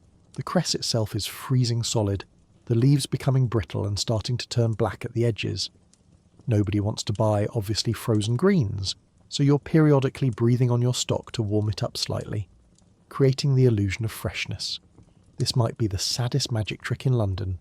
Watch me transform frozen garbage into slightly less frozen garbage through the power of my warm breath and desperate optimism. Customers are rare and brutal in their negotiations. A housemaid stops to examine your crease, picking through the bundles with obvious disdain. "This is half dead," she observes accurately. You launch into your pitch. "Fresh this morning, miss, lovely and green, perfect for soup." She's not buying it, literally. She offers a halfpenny for a bunch that you're trying to sell for a penny. You counter-offer 3 farthings. She walks away. You've just lost a sale trying to maintain a profit margin measured in fractions of a penny. This is why poverty persists. You can't afford to discount because you're already operating on margins that don't cover survival. Other vendors are your competitors, but also your community. The flower girl, despite her earlier hostility, warns you when she sees the police constable heading your way. Street selling without a proper license is technically illegal, though enforcement is random and often used as an excuse for police to extract bribes. You don't have a license because licenses cost money you don't have, so when the constable approaches, you try to look both industrious and innocent, which is difficult when you're obviously selling unlicensed vegetables on a street corner. "Got your license then?" he asks, knowing perfectly well you don't. This is the opening move in a negotiation where he either arrests you, which means losing your merchandise and your investment, or you pay him to look the other way. You explain that you're just trying to feed your family, that you've got children, that you'll move along if he wants. He's heard this speech 1,000 times. He settles for taking a bunch of your watercress as evidence, which is the robbery with a badge, leaving you with less stock to sell. You thank him for his mercy because what else can you do? The competition isn't just other vendors, it's also the shops, which sell similar goods from warm interiors with actual security and respectability. Customers naturally prefer buying from established businesses rather than street urchins with questionable merchandise. You're competing on price alone. Your crease is cheaper because your overhead is zero and your profit margin is imaginary. But cheap isn't always enough when cheap also means standing in the cold interacting with the desperate poor. Children are everywhere in the street-selling economy, and they're often more successful than adults. A small girl selling flowers generates sympathy that you, an adult, cannot. People buy from her not because they want flowers, but because she looks so pitiful that refusing feels cruel.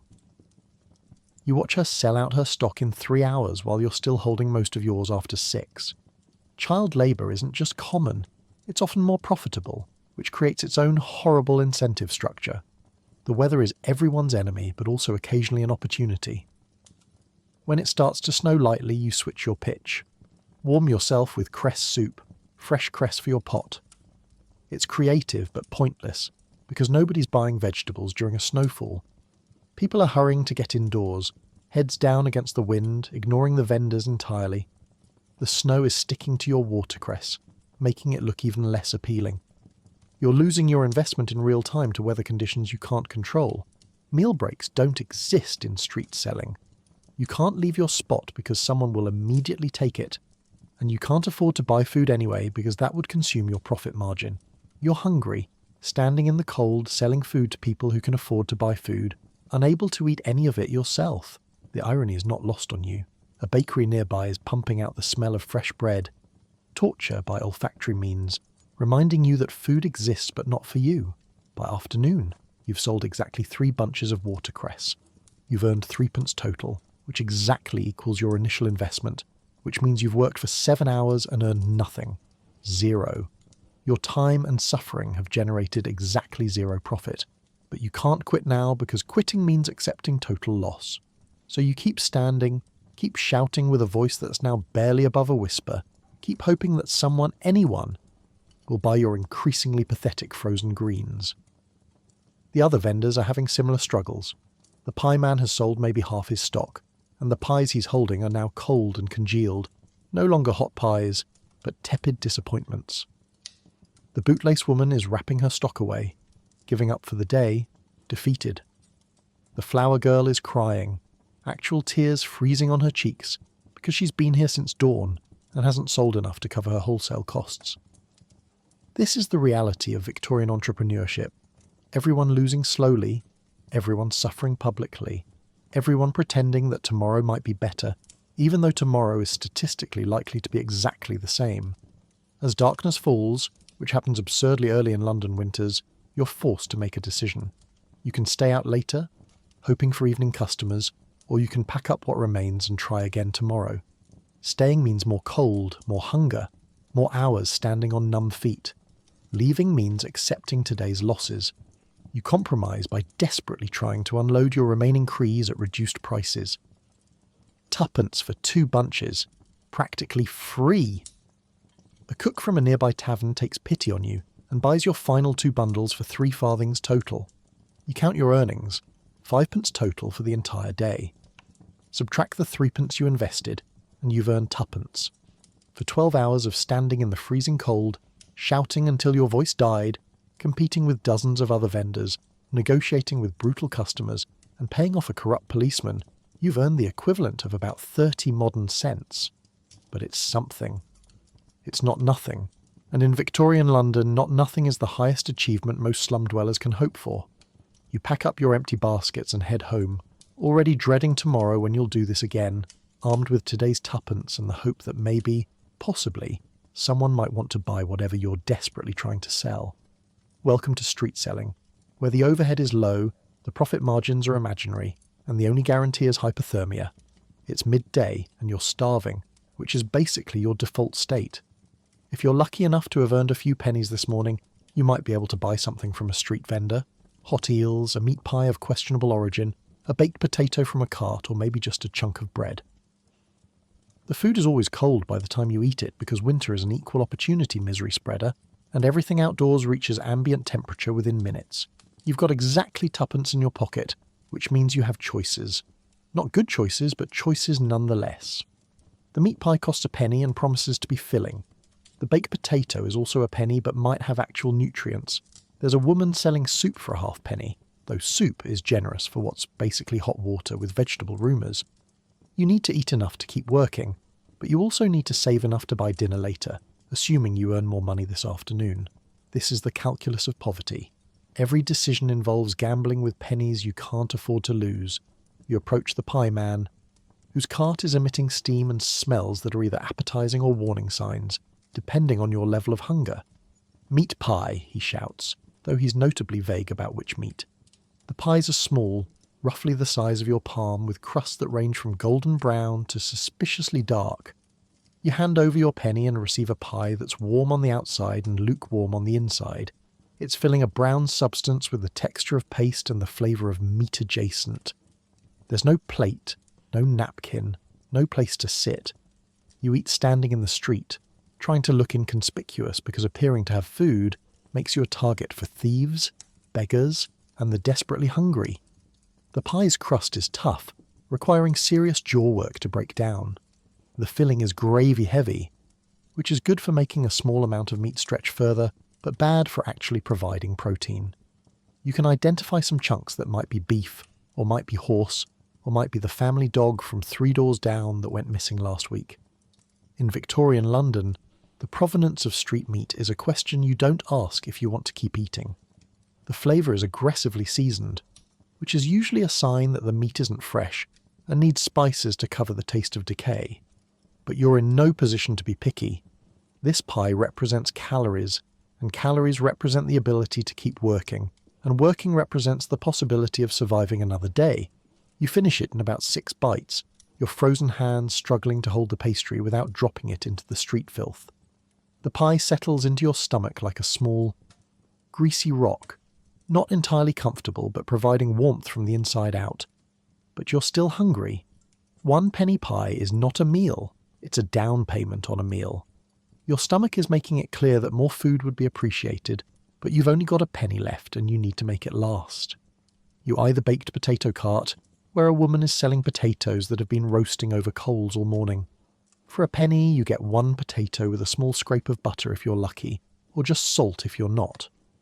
The potato is the safer choice nutritionally. It's actual food from an actual plant, not mystery meat from an unknown animal. You make the purchase and receive a potato that's been wrapped in newspaper to keep it warm.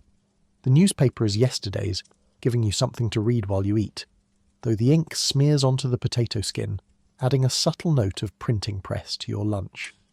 You peel away the newspaper and hold the potato in your bare hands, using it as a hand warmer as much as food. The heat seeps into your frozen fingers, a small mercy in a day of endless cold. The potato skin is charred black in spots, and you eat it anyway because throwing away any edible part of food is wasteful when you're this poor.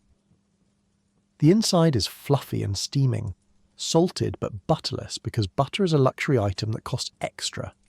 You eat slowly, trying to make the experience last, but also quickly, because the potato is cooling rapidly and cold potato is significantly less appealing than hot potato. Around you, others are having their own lunch experiences. A child is eating a halfpenny worth of bread, just a small chunk torn from a larger loaf, chewing methodically to make it last. An old man is drinking soup from a tin cup, his hands shaking so badly that he's losing half of it before it reaches his mouth. A woman is sharing an apple with 2 children, each of them getting approximately 3 bites of fruit that's more bruised than flesh. This is lunch in the slums. Inadequate portions of questionable food consumed in uncomfortable conditions while standing in the cold. The baked potato vendor also sells hot chestnuts, and the smell is driving you insane with desire. Chestnuts are cheap, filling, and actually taste good. A rare trifecta in Victorian street food.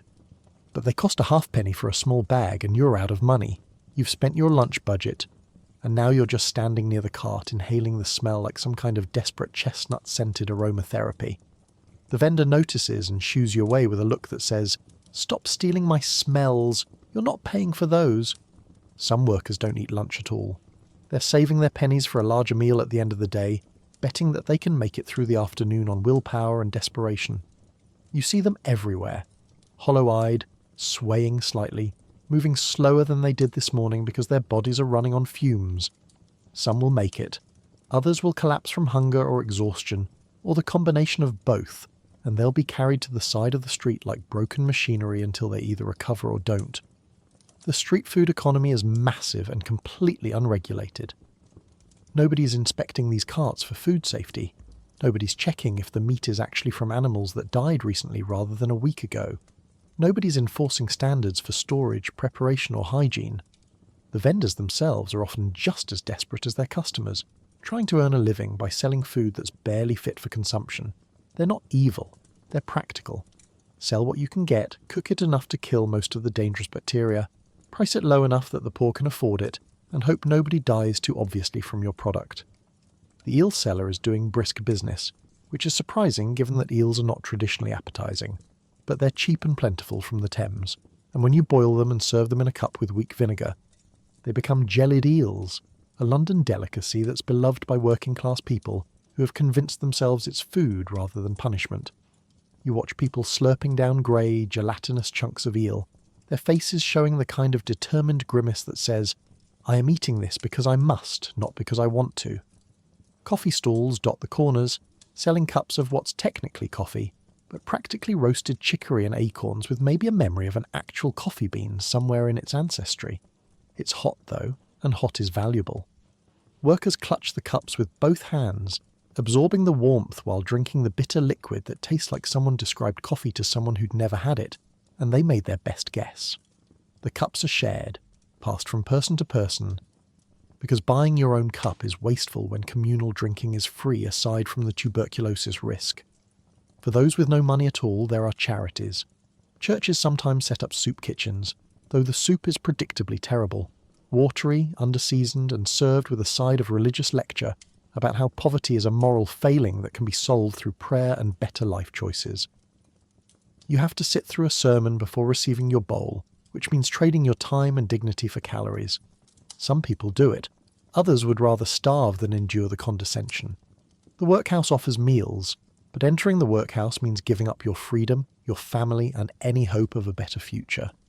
The meals there are deliberately inadequate, designed to be just enough to prevent death but not enough to make workhouse life appealing. The food is the same every day. Watery porridge for breakfast, bread and cheese for lunch, more watery porridge for dinner. It's the culinary equivalent of giving up. You finish your potato, now completely cold, and lick your fingers to get every last bit of salt and potato residue. Your lunch has cost you tuppence and provided perhaps 400 calories, maybe a third of what you actually need for a day of manual labour in freezing temperatures. You're still hungry. You'll be hungry all afternoon. You'll be hungry when you go to sleep tonight. Hunger is the background noise of your existence, the constant companion that never leaves. Other workers are wrapping up their lunch breaks such as they were. The docker who bought a pie is already heading back to the wharfs. The factory girl who shared bread with her friend is returning to her loom. The street sweeper who had nothing at all is picking up his broom again, running on nothing but determination and the fear of what happens if he stops working. You check the weak winter sun, which is already starting its descent toward evening, even though it's barely past noon.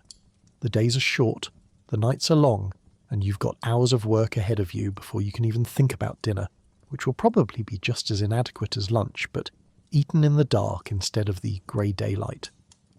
Your stomach gurgles in protest, a sound like distant thunder, reminding you that a penny pie and a baked potato are not a meal plan. They're a temporary ceasefire in the ongoing war between your body's needs and your wallet's reality. Welcome to lunch in Victorian London, where the food is questionable, the portions are tragic, and eating is less about nutrition and more about postponing starvation for a few more hours. Look around and you'll notice children everywhere, and they're not playing. Victorian slum children don't have the luxury of childhood as we understand it. By age 5 or 6, they're expected to contribute to the family's survival, which means working. Little boys become chimney sweeps, squeezing into flues that adult men can't fit through, breathing soot and occasionally getting stuck or burned. The chimney sweeps climbing boys are some of the most tragic figures in Victorian London. You see one now, a child who can't be older than 7, covered head to toe in black soot so thick you can barely see his skin. His master, an adult sweep, is pushing him toward a townhouse chimney, literally shoving the terrified child upward into the dark flue. The boy's job is to climb up the inside of the chimney, scraping soot loose with brushes and his bare hands, breathing the toxic black dust while wedged in a space so narrow his shoulders scrape the sides. Some chimneys are still hot from morning fires, others are architecturally complex with turns and bends where children get stuck and suffocate, trapped in the dark until someone finally digs through the brickwork to retrieve their body. These climbing boys develop respiratory diseases that kill them by their teens. Their knees and elbows become calloused and deformed from crawling through tight spaces. They're frequently burned when they encounter hot flues, or when their masters light fires below them to encourage faster climbing, which is a euphemism for torture. The boys are essentially enslaved, purchased from desperate parents or workhouses for a few pounds, then worked until they were either too big to fit in chimneys or too dead to work. Nobody's regulating this industry. Nobody's protecting these children. They're tools, human brushes, disposable. But chimney sweeping isn't the only child labour option. The factories love children because their small hands can reach into machinery that adults can't access, which means they're perfect for crawling under running looms to retrieve dropped thread or clean out mechanical components without shutting down production. You see them in the textile mills, dodging between moving parts with the casual fearlessness of children who don't yet understand that death is permanent. When a child gets caught in a belt or crushed by machinery, there's a brief commotion, some crying, and then a replacement child is brought in because there's always another desperate family willing to send their next youngest to the factory. The mines are even worse, though you don't see them here in London. In the coal mines up north, children as young as 5 work as trappers, sitting alone in the dark for 12-hour shifts, opening and closing ventilation doors as coal carts pass. Slightly older children become hurriers, crawling through mine tunnels, pulling coal carts on their hands and knees like human pack animals. The darkness, the isolation, the physical deformation from the work. It's childhood as a horror story, and it's completely legal, completely normal, completely accepted. Street work is the visible child labour you see everywhere. Children selling flowers, matches, newspapers, bootlaces, watercress. Anything portable and cheap. A girl of perhaps 8 is selling violets on the corner, her fingers blue with cold, her dress so thin you can see her skeletal frame through the fabric. She's been standing there since dawn, and she'll be there until well after dark, hoping to sell enough penny bunches to avoid a beating from whoever's managing her. Some of these children work for their parents. Others work for criminal gangs who've adopted them and take most of their earnings. All of them are exposed to weather, disease and predators, human and otherwise. The crossing sweepers are usually boys, stationed at busy intersections with brooms, sweeping paths through the horse manure and filth so pedestrians can cross without ruining their shoes. They work for tips, hoping for a penny, or even a halfpenny from grateful pedestrians.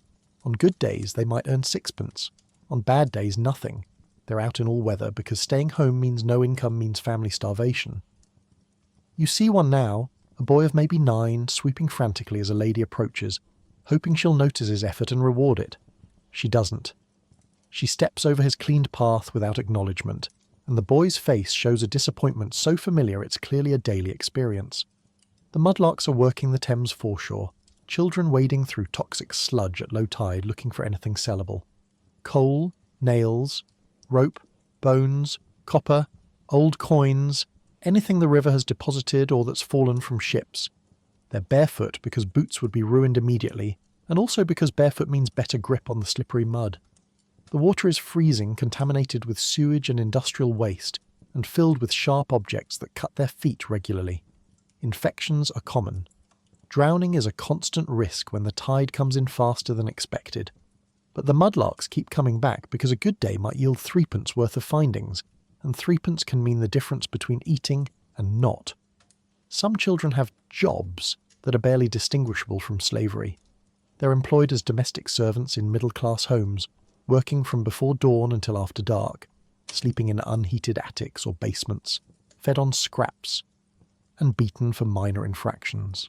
A scullery maid might be 11 years old, spending 14 hours a day scrubbing pots with caustic soap that destroys her hands, hauling water up multiple flights of stairs, and sleeping on a mat in the kitchen next to the stove because that's the only heat source she's allowed to use.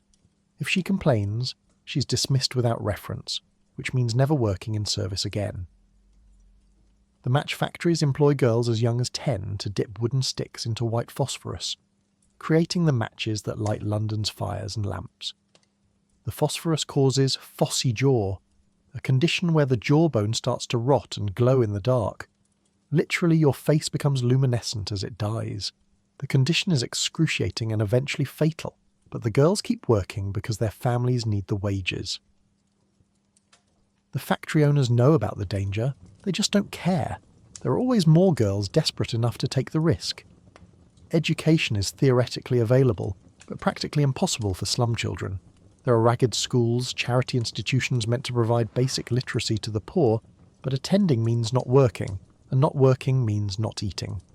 Families have to choose, an educated child who might have a better future, or a working child who helps the family survive today. Today always wins. Most slum children can't read or write. They'll never learn. They'll grow up illiterate, trapped in the same cycle of poverty that trapped their parents. The childhood mortality rate in the slums is staggering. Nearly half of all children born in these conditions don't survive to age 5. Disease, malnutrition, accidents, exposure, anything can kill a child whose immune system is compromised by constant hunger and whose environment is actively toxic.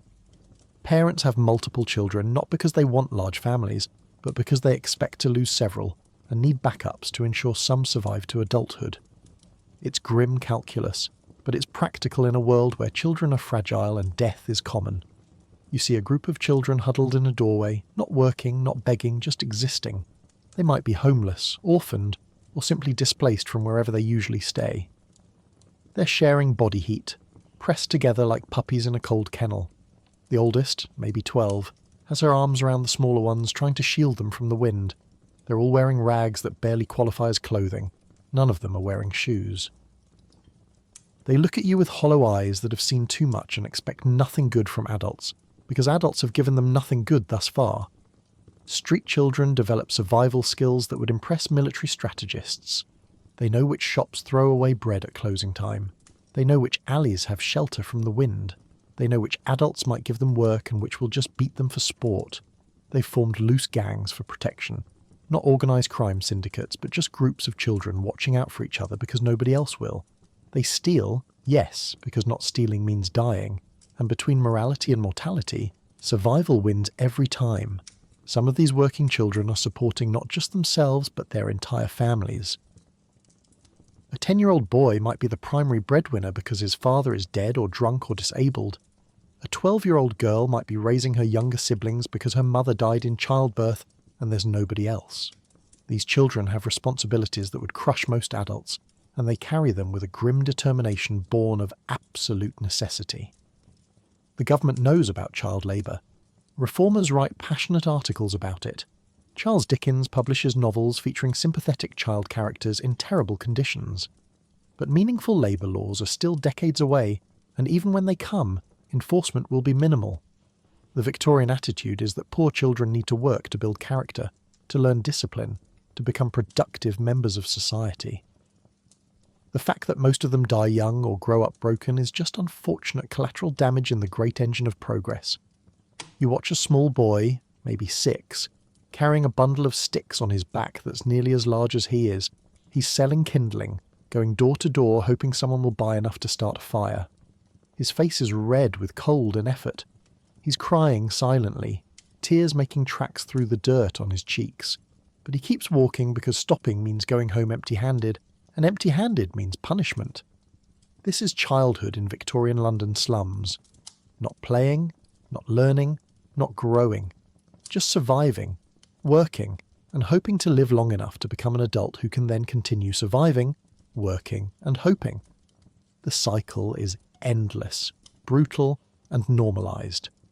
Welcome to being a child in 1850s London, where childhood is a luxury you can't afford and working is your only option besides dying. Everyone around you is coughing, not the polite hand-over-mouth cough of a modern office. This is the deep, rattling, I might die from this cough that echoes through the slums like a death knell. Tuberculosis, or consumption as they called it, is everywhere in Victorian London slums. It spreads through cramped living conditions, poor nutrition, and the general filth that permeates everything. But TB isn't your only concern. Cholera is the big terror, the disease that can kill entire streets in a matter of days. It comes in waves, epidemics that sweep through London every few years, turning the slums into mass graves. The disease spreads through contaminated water, which would be useful information if anyone actually understood germ theory yet, which they don't. The prevailing medical belief is that cholera spreads through miasma, bad air, which means the prescribed prevention is opening windows and avoiding smells. Helpful. Meanwhile, everyone's drinking water contaminated with their own sewage, and the disease spreads like wildfire through a population with zero understanding of how it actually works. When cholera hits, it hits hard. You go from healthy to dead in as little as 12 hours. The symptoms are horrific. Violent diarrhea that dehydrates you so rapidly your skin turns blue, and your eyes sink into your skull. You look like a corpse before you actually become one. There's no treatment. Doctors try everything: bleeding, purging, opium, prayer. But nothing works because they're treating symptoms while the disease ravages your body's fluid balance. You either survive through sheer luck and a strong constitution, or you die in agony while your family watches helplessly. Typhoid and typhus run rampant, spread by lice, fleas, and contaminated food. The symptoms include high fever, delirium, and a rash that makes you look like you've been spotted by some malevolent god. Treatment consists mainly of rest and hope, which is medical code for we have no idea what to do. Many people recover, many more don't. The randomness of who lives and who dies creates a kind of fatalistic attitude, where illness is just another thing that happens, like weather, beyond human control or understanding. Smallpox scars the faces of survivors, leaving them pockmarked and disfigured. The disease is particularly cruel to children, killing them in horrifying numbers. Vaccination exists. Edward Jenner pioneered it decades ago, but it's not widely available to the poor, costs money, and many people don't trust it because medical science has a credibility problem when their other treatments include leeches and mercury. So smallpox continues its rampage through communities that could be protected but aren't.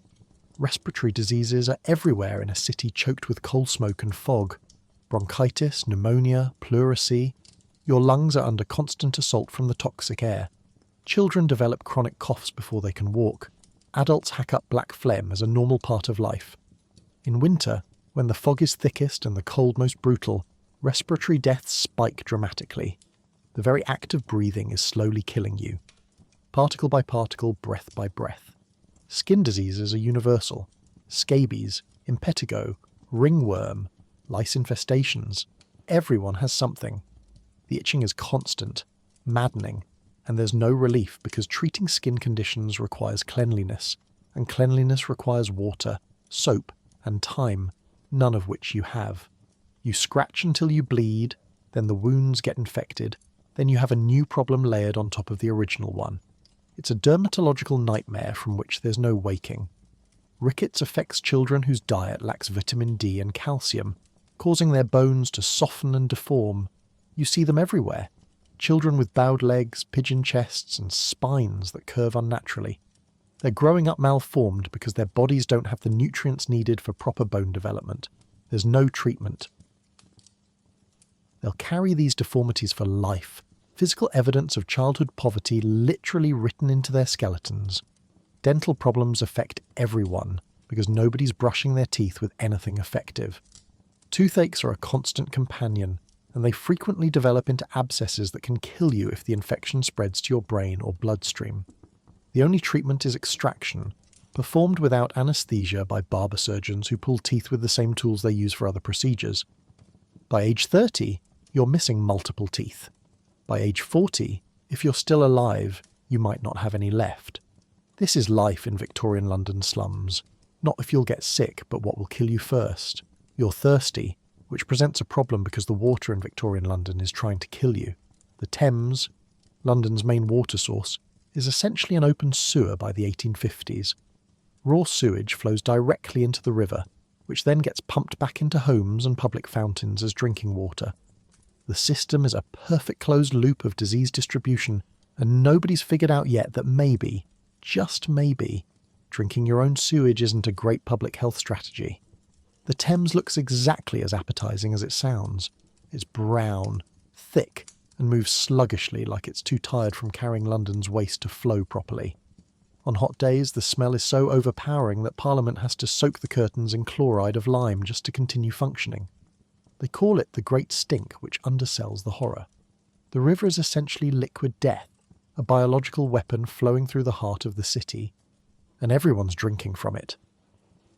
Water companies pump this sewage water into a distribution system that's barely functional. The pipes are old, leaky, and share space with sewage pipes, which means cross-contamination is not just possible, but inevitable. Water pressure is low and intermittent. It might flow for a few hours a day if you're lucky. People fill containers during these brief windows, storing water in barrels, buckets, or whatever vessels they have, which then sit uncovered in their rooms, collecting dust, insects, and whatever else falls into them. Public pumps and standpipes serve the slums, communal water sources where people line up with containers. The water that comes out is cloudy, brownish, and often contains visible particles that nobody wants to identify. But it's free, which makes it the only option for most people. You watch the queue, everyone waiting their turn, filling their buckets with liquid that looks like weak tea and probably tastes worse. Nobody's boiling this water before drinking it because fuel is expensive, and the connection between boiled water and reduced disease isn't yet established medical knowledge. Some enterprising souls sell clean water door to door, claiming it's from pure springs outside the city. It costs money, which means it's not for you, and it's probably just Thames water anyway, drawn from slightly upstream and sold at a markup to people desperate enough to believe the vendor's promises. The water sellers know they're selling lies, but lies that make people feel safer have value in a city where safety doesn't actually exist. Private wells exist in some areas, but they're often worse than the Thames. These wells are typically shallow, dug right next to cesspits, which means they're essentially drawing directly from underground sewage reservoirs. The water from these wells is crystal clear though, which convinces people it's clean, because Victorian understanding of water quality is based entirely on appearance and taste rather than actual safety. Clear water full of cholera looks better than brown water full of cholera, so people choose the clear water and die anyway. Beer and gin become safer alternatives, not because Victorians are all alcoholics, though many are, but because the brewing and distilling processes involve boiling, which kills pathogens. Small beer, weak ale with low alcohol content, becomes the default beverage for everyone, including children. It's not that parents want their kids drinking alcohol. It's that parents want their kids not dying of waterborne diseases. Given the choice between mild intoxication and cholera, intoxication wins every time. Tea drinking becomes popular partly because it requires boiling water, though most people don't understand why tea seems safer than plain water. They just know that tea drinkers get sick less often, which is true but for reasons they haven't figured out yet. The poor can't afford much tea, so they buy used tea leaves from middle-class households, then rebrew them until the water is barely tinted. It's tea-flavoured water at best, but at least it's been boiled. You're standing at the public pump now, holding your bucket, watching brown water splutter out. Your throat is parched from a day of physical labour in the cold. You know this water is dangerous, everyone knows, even if they don't understand the mechanisms. But thirst is immediate and death from cholera is merely probable. So you fill your bucket, take a drink, and hope that today isn't the day this particular glass of sewage water decides to kill you. Welcome to hydration in Victorian London, where every sip is a gamble and the house always wins eventually.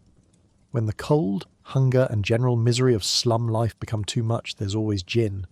Cheap, plentiful and devastatingly strong, gin is the working poor's anaesthetic, their escape hatch from reality and their eventual destroyer. In Victorian London, gin is everywhere, sold in gin palaces that line every street, offering a brief, warm, fuzzy reprieve from the grinding horror of daily existence.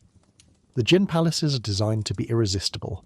Unlike the grey, miserable slums surrounding them, these establishments are bright, warm and welcoming. Gas lamps illuminate ornate mirrors and polished brass fixtures. The interiors are heated, which alone makes them attractive on a freezing winter evening. You can walk in from the frozen hell of the street into a warm room where, for a penny or two, you can temporarily forget that your life is a nightmare. The marketing is brilliant. Sell escape to people who desperately need it. The gin itself is industrial-strength misery fuel. It's not the carefully crafted artisanal spirit you'd find in a modern cocktail bar.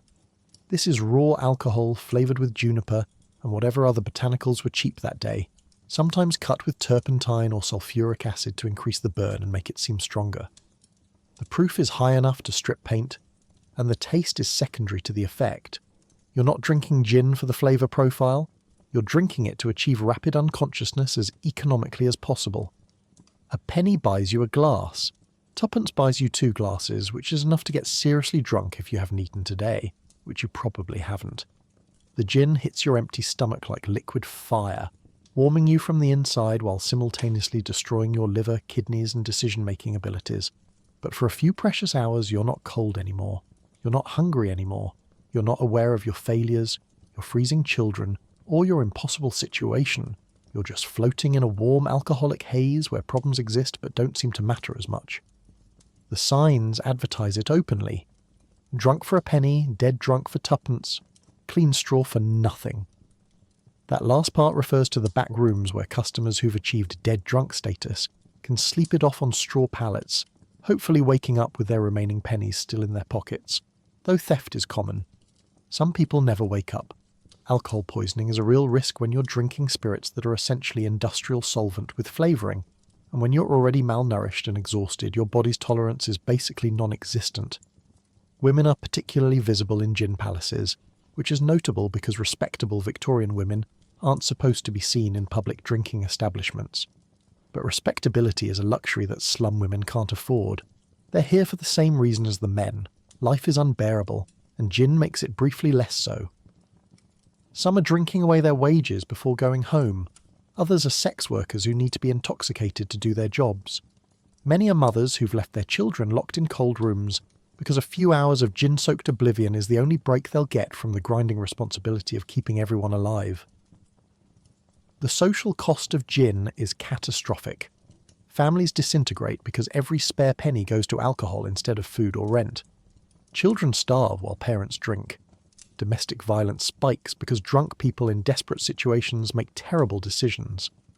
The gin craze has been raging for generations, and reformers write passionate screeds about the moral degradation of the working classes, completely missing the point that maybe if people's lives weren't absolutely horrific, they wouldn't need to drink themselves into oblivion every night. The government has tried to regulate gin sales through taxation and licensing, but enforcement is impossible in a city with thousands of illegal drinking establishments in addition to the legal ones. For every gin palace with a license, there are 10 unlicensed shops, cellars, and rooms selling spirits out of jugs and bottles with no oversight whatsoever. Some of this gin is even more dangerous than the legal stuff, mixed with additives that can cause blindness, paralysis, or death. Addiction is rampant and completely misunderstood.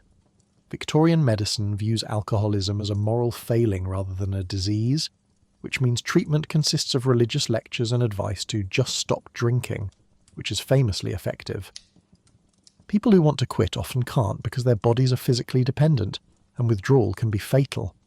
They're trapped in a cycle where drinking is killing them, but stopping might kill them faster. You're standing outside a gin palace now, watching people stumble in and out. The warm light spills onto the frozen street, and you can hear laughter from inside, desperate laughter that sounds more like crying. You've got tuppence in your pocket, enough for 2 glasses, enough to not feel the cold for a few hours. The rational part of your brain knows this is a terrible idea, that these tuppence should go toward food or saving for rent. But the rational part of your brain has been overruled by the cold, the hunger, the exhaustion, and the knowledge that tomorrow will be exactly as terrible as today unless you do something to make right now bearable. Welcome to self-medication Victorian style, where the cure is worse than the disease, but at least it works temporarily. As the day wears on and you realise you haven't earned enough to eat tonight, certain thoughts start creeping in. Specifically, thoughts about other people's pockets. Crime in Victorian slums isn't a moral failing, it's an economic strategy, a survival mechanism when legitimate work won't keep you alive. The streets are full of pickpockets, con artists, burglars and gang members, many of them children who've learned that stealing a handkerchief might mean eating tonight.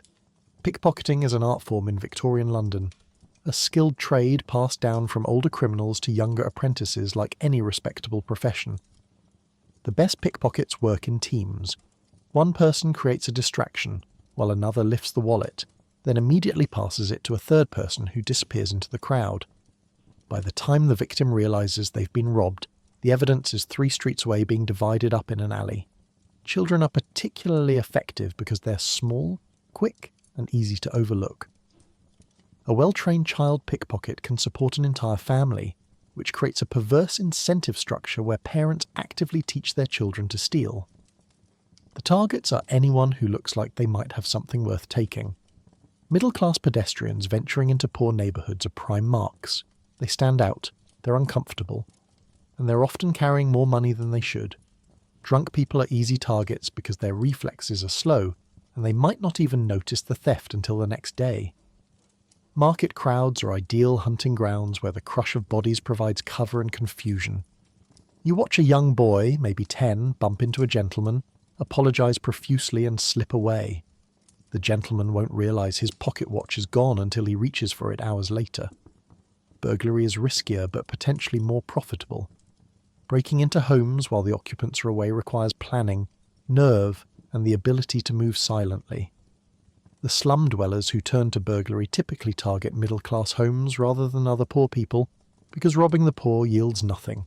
You can't steal from people who have nothing. The penalties for burglary are severe, potentially including hanging or transportation to Australia, which means it's a desperate measure. But desperation is the default state in the slums, so burglars are common despite the risks. Prostitution thrives in the slums, not because of any moral decay, but because it's one of the few ways women can earn money quickly, when legitimate work pays starvation wages. The prostitutes work the streets, the gin palaces, the theatres, anywhere men gather with money to spend. The work is dangerous, degrading, and often forced.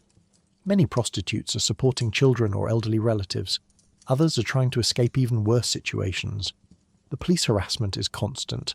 The risk of violence from clients is high, and the social stigma means there's no way back to respectable society, even if you wanted to leave. It's survival sex work. And it's everywhere. Con games and scams run constantly. 3-card Monty dealers set up on street corners, cheating marks out of their money with sleight of hand. Fake beggars pretend to be disabled veterans or shipwrecked sailors, preying on sympathy for coins. Found valuable items are sold cheap on the street, except they're stolen or fake. Counterfeit coins circulate through markets, passed off as real until they reach someone who can't pass them along. The entire economy of the slums operates partly on legitimate trade and partly on various forms of fraud. Organised gangs control territories, offering protection to businesses and running criminal enterprises with surprising sophistication. These aren't the romanticised gangs of later fiction. They're brutal, pragmatic operations focused on extracting money from a community that has almost none. They recruit children, not out of evil but because children are useful, small enough to fit through windows, innocent-looking enough to avoid suspicion, desperate enough to accept terrible terms. Receiving stolen goods is a major industry. Fences operate out of shops, taverns and private homes, buying stolen property at a fraction of its value and reselling it. They're the economic engine that makes theft profitable, providing the market for pickpocketed watches, burgled silverware and shoplifted goods. Some fences are so established they're practically legitimate businesses, and everyone knows what they're doing but looks the other way because the alternative is destabilising an entire underground economy. The police are largely ineffective in the slums. They're underfunded, outnumbered, and often corrupt themselves, taking bribes to ignore crimes or actively participating in criminal enterprises. The Metropolitan Police exist, but their presence in slum areas is minimal, and their interest in solving crimes against the poor is approximately zero. If a wealthy person is robbed, there's an investigation. If a slum dweller is robbed, there's a shrug. You're weighing your options now, standing in an alley as evening approaches. You've earned almost nothing today and your children are hungry. A well-dressed man walks past, distracted, his coat pocket bulging with what might be a wallet. It would be so easy. One bump, one quick hand movement, and you'd have enough for food tonight. Maybe tomorrow too. The risk is high. If you're caught, it's prison or worse. But the alternative is watching your family starve, and between crime and starvation, crime at least offers hope. Welcome to the moral calculus of poverty, where right and wrong are luxuries you can't afford. There's one place worse than the slums, and the thought of it terrifies you more than freezing to death: the workhouse. These grim institutions are meant to provide relief for the destitute, but they're designed to be so unpleasant that people would rather starve than enter them. Families are separated immediately, men, women and children put in different sections, sometimes never to see each other again. The workhouse looms at the edge of every slum dweller's consciousness like a nightmare made of bricks and bureaucracy. It's the final safety net, the last stop before death, and it's deliberately designed to be more punishment than relief. The philosophy behind workhouses is simple and cruel. Poor relief should be so unpleasant that only the truly desperate will accept it. Congratulations, the system works exactly as intended, which is to say it's horrific. Entry into the workhouse means surrendering everything: your freedom, your family, your dignity, and whatever possessions you still own. You arrive at the gates, probably in the middle of winter because that's when desperation peaks, and you're processed like livestock. Your clothes are taken away and replaced with a rough uniform that marks you as a pauper. Your hair is cut short, ostensibly for hygiene but really as a mark of shame. You're assigned to a ward based on your age and gender, and if you came with family, you're separated immediately. Husbands and wives are placed in different buildings. Children are taken from mothers. The elderly are isolated. The message is clear: you have no rights here. The food in the workhouse is deliberately inadequate, calculated to keep you alive but miserable. Breakfast is watery gruel, the same thin oat paste you might have had in the slums, but somehow even worse. Lunch is bread and cheese, measured portions designed to provide minimum sustenance. Dinner is more gruel or occasionally soup that's mostly water with vegetable rumours. The portions are small, the quality is terrible, and it's the same every single day. After weeks of this diet, you're weaker than when you entered, which is by design. The workhouse isn't trying to rehabilitate you, it's trying to make you leave. The work is brutal and pointless. Men are assigned to break stones, literally smashing large rocks into smaller rocks with hammers, creating materials for road paving. It's backbreaking labour that serves a purpose, but is assigned in such quantities that it becomes torturous. Women pick oakum, which means unravelling old rope fibres with their bare hands until their fingers bleed and become deformed. The rope is treated with tar and salt, which works its way into every cut and crack in your skin. Children work in the oakum rooms too, their small hands better suited to the task but equally damaged by it. The work produces something of value, but the real goal is punishment and deterrence. The rules are oppressively strict. No talking during meals, no leaving your assigned area. No physical contact with family members, even if you happen to see them during chapel or exercise periods. Breaking rules results in punishment, reduced rations, solitary confinement, or assignment to even worse tasks. The workhouse master has absolute authority, and many abuse it, ruling their institutions like personal fiefdoms where cruelty is policy and compassion is weakness. Disease spreads rapidly in workhouses because you're packing malnourished, weakened people into crowded wards with poor ventilation and inadequate sanitation. Typhoid, cholera, tuberculosis, they all thrive here. The sick wards are essentially death rooms where people go to die slowly while being tended by other paupers who have no medical training. If you enter the workhouse healthy, you probably won't leave that way. If you enter sick, you probably won't leave at all. The social stigma of the workhouse is profound and permanent. If you've been in the workhouse, everyone knows. It marks you as someone who failed so completely at life that you had to accept public charity under the worst possible terms. Future employers won't hire you, neighbours will avoid you. You're tainted by association with absolute poverty. And in Victorian society, poverty is viewed as a moral failing rather than an economic condition.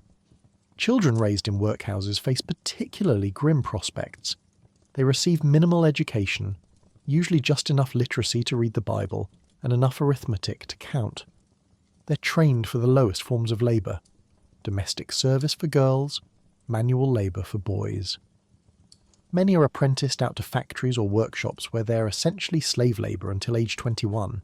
The workhouse produces generations of workers conditioned to accept terrible conditions because they've never known anything else. Some people spend years in workhouses, growing old within the walls, never accumulating enough resources to leave. They become institutionalised, losing whatever skills and spirit they once had. The workhouse becomes their entire world, a grey purgatory where nothing changes except the faces of fellow inmates who arrive desperate and leave dead. You're standing outside the workhouse gates now, not entering, just looking.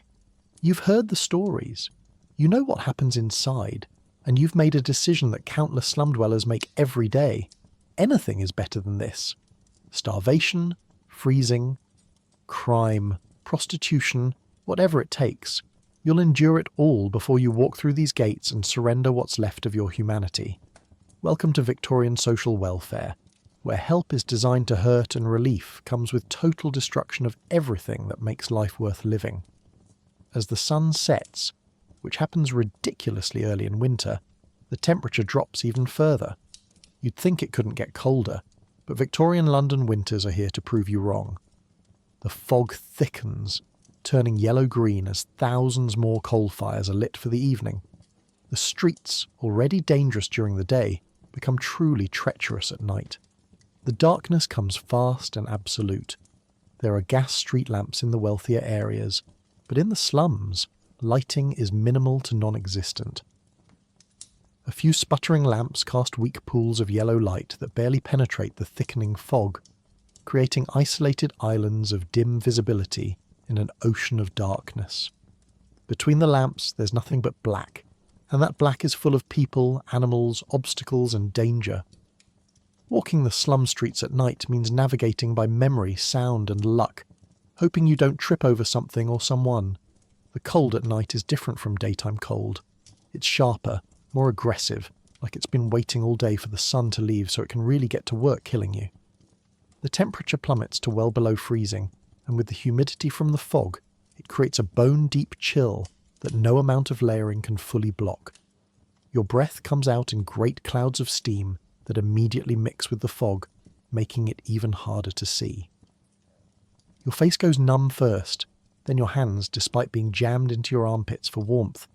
Your feet, wet from walking through slush and filth all day, are now frozen blocks of pain at the ends of your legs. The streets empty somewhat as people retreat to their hovels, but not completely. Night workers are coming out, prostitutes taking their positions on corners, thieves emerging to work under cover of darkness, night soil men beginning their awful rounds collecting human waste from privies. The legitimate world is shutting down while the shadow economy ramps up. Pubs and gin palaces are doing brisk business, their doors opening and closing in bursts of warm air, light and sound that make the street seem even colder and darker by contrast. The sounds of evening are distinct and unsettling. Dogs bark in the distance. Babies cry from windows above. Someone shouting, whether in anger, pain or drunkenness, is unclear. Glass breaks somewhere. Footsteps echo on cobblestones, impossibly loud in the fog, making it impossible to judge distance or direction. You hear someone approaching but can't see them until they're nearly on top of you, which is terrifying every single time because you never know if it's a neighbour, a thief, or a police constable looking for someone to harass. Getting home is a challenge because you're exhausted, frozen, and navigating streets you can barely see. You're using landmarks you've memorised. The broken lamppost on the corner, the shop with the crooked sign, the alley that smells slightly worse than the other alleys. One wrong turn and you could end up lost in a maze of identical dark streets, all of them dangerous. People die from exposure just trying to find their way home, collapsing in alleys and freezing to death mere blocks from their lodgings. The buildings loom out of the fog like ghost ships, their windows either completely dark because residents can't afford light, or dimly glowing with the yellow-orange of candles or small fires. You can see silhouettes moving behind grimy glass, shadowy figures going through the motions of evening routines. The sounds of domestic life filter out. Arguments, crying children, coughing that never stops. Every window is a tiny vignette of suffering, multiplied across thousands of buildings. Crime increases at night because darkness provides cover and desperation peaks after a day of failed attempts to earn money. Muggings are common, a quick blow to the head, a rifle through pockets, and the thief disappears into the fog before the victim can even shout for help. Not that shouting helps much. The police response time is measured in never for slum areas. Women walking alone are at serious risk of assault, which is why most travel in groups or not at all after dark. The streets belong to predators, both human and rat. You finally reach your tenement building, recognisable only because you've lived here long enough to know its particular combination of structural decay and geographic location. The doorway is crowded with people who are either trying to stay warm before going inside to the even colder interior, or who have nowhere else to go and are hoping for shelter in a semi-protected alcove. You push through, climb the creaking stairs in near total darkness and reach your room. Inside, nothing has improved. It's still freezing, still crowded, still miserable, but it's marginally less frozen than outside, and that marginal difference is what passes for comfort. Your roommates are already there, huddled near a fire someone has managed to coax into existence, their faces lit from below like something from a gothic horror story. Children are being put to bed, which means being wrapped in every available scrap of fabric and placed on straw mattresses that will provide minimal insulation against the cold rising from the floor below. The day is ending, but the suffering isn't. It's just transitioning from active suffering, working, walking, struggling, to passive suffering, trying to sleep while cold, hungry and surrounded by the sounds of other people's misery. Welcome to evening in Victorian London, where the darkness is literal and metaphorical, and tomorrow promises to be exactly the same. If you've managed to earn or steal enough money today, you might be able to buy something resembling dinner. Street vendors sell hot pies, baked potatoes, soup, fried fish, and other foods that range from barely nutritious to actively dangerous. The pies, for instance, are notoriously filled with mystery meat that could be anything from horse to cat to rat, all seasoned heavily to mask the taste of decay.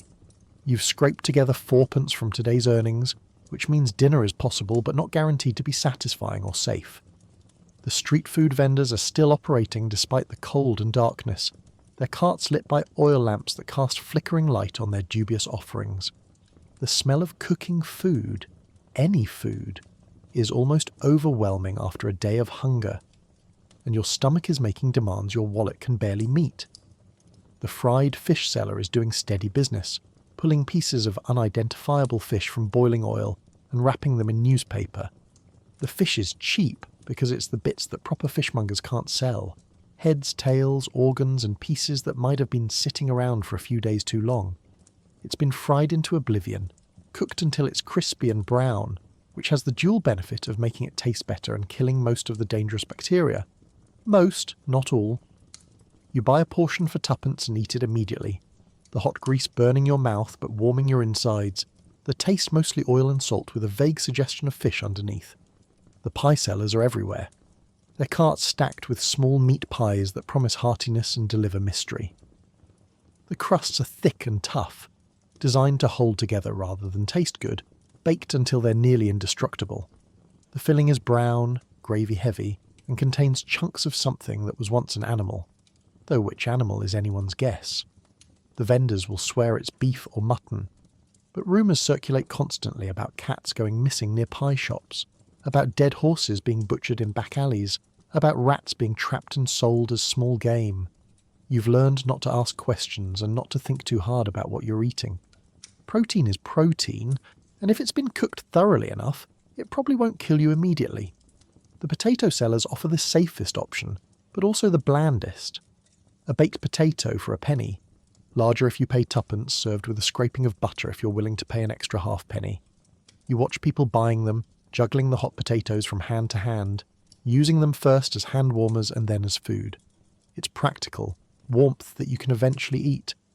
The potatoes are filling if nothing else, providing starch and a brief feeling of fullness that won't last more than a few hours, but is better than nothing. Soup vendors push carts through the slums selling bowls of hot liquid that's optimistically called soup, but is more accurately described as hot water with vegetable memories. For a penny, you get a bowl filled with brownish liquid containing perhaps 3 pieces of carrot, an onion slice, and what might be a potato chunk if you're lucky. There's no meat, no fat, no real nutrition, but it's hot and wet, which makes it valuable on a frozen evening. People drink it standing in the street, holding the bowls with both hands for warmth, slurping the liquid and chewing the few solid pieces slowly to make the experience last. Some people aren't buying from vendors at all. They're going home to whatever food they managed to prepare earlier, or save from previous days. This might be bread, stale, hard, possibly mouldy, soaked in hot water to soften it into something chewable. Or it's the remnants of the morning's gruel, reheated if they can afford the fuel, eaten cold if they can't. Families gather around single bowls, sharing portions that aren't enough for one person, let alone 4 or 5. Parents give larger shares to children while pretending they're not hungry themselves, a lie everyone recognises but nobody challenges. In the worst cases, there is no dinner. The day's work earned nothing, or what it earned had to go to rent or debt, leaving nothing for food. These families go to bed hungry, bellies cramping, children crying from hunger pains that their parents can't relieve. Some try to fill their stomachs with water, drinking until they're uncomfortably full, creating the temporary illusion of satiation that fools nobody, especially not their bodies, which know the difference between water and nutrition. The taverns and public houses serve food along with alcohol, usually stews or soups that sit simmering for hours or days, with new ingredients added to the pot as old ones are ladled out. The stew gets darker, thicker and more mysterious as the week progresses, accumulating flavours and questionable ingredients until it's finally dumped and started fresh on Monday. But it's hot, it's filling, and if you're drinking there anyway, a bowl of stew for tuppence seems like a reasonable investment in not collapsing from hunger. You've finished your fried fish and still feel hungry, which is your permanent state, but at least you've eaten something. The 4p is gone, tuppence for fish, tuppence saved for tomorrow's breakfast, assuming you don't spend it on something else tonight. The arithmetic of poverty is endless. Every penny allocated, every meal planned, every expense weighed against every other expense with the knowledge that there's never enough money to cover actual needs. Around you, others are finishing their dinners too. A family shares a single pie, tearing it into pieces with their hands and distributing it carefully to ensure everyone gets some. An old man gnaws on a piece of bread so hard it might have been used as a weapon earlier. Children lick their bowls clean, their tongues chasing every last drop of soup or trace of grease.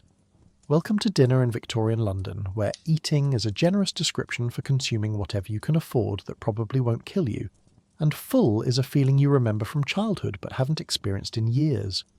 Despite the cold, the hunger, and the general awfulness of existence, Victorian slum dwellers still seek entertainment. The human spirit is annoyingly persistent like that. Penny dreadfuls, those lurid serialised stories about crime and horror, are passed around and read aloud. Music halls offer cheap seats where you can watch bawdy performances, sing along to popular songs, and forget for an hour that your life is a frozen misery. The penny dreadfuls are exactly what they sound like. Cheaply printed, serialised stories sold for a penny per instalment, featuring tales of murder, mystery, gothic horror, and sensational crime. They have titles like Varney the Vampire or The String of Pearls, which introduce Sweeney Todd the Demon Barber, and they're designed to be as lurid and shocking as possible to keep readers coming back for the next instalment. For people who can read, and literacy is higher than you might think in the slums thanks to charity schools and self-teaching, these stories are addictive entertainment, a brief escape into a world where the violence is fictional and the horror is contained on the page rather than in your daily life.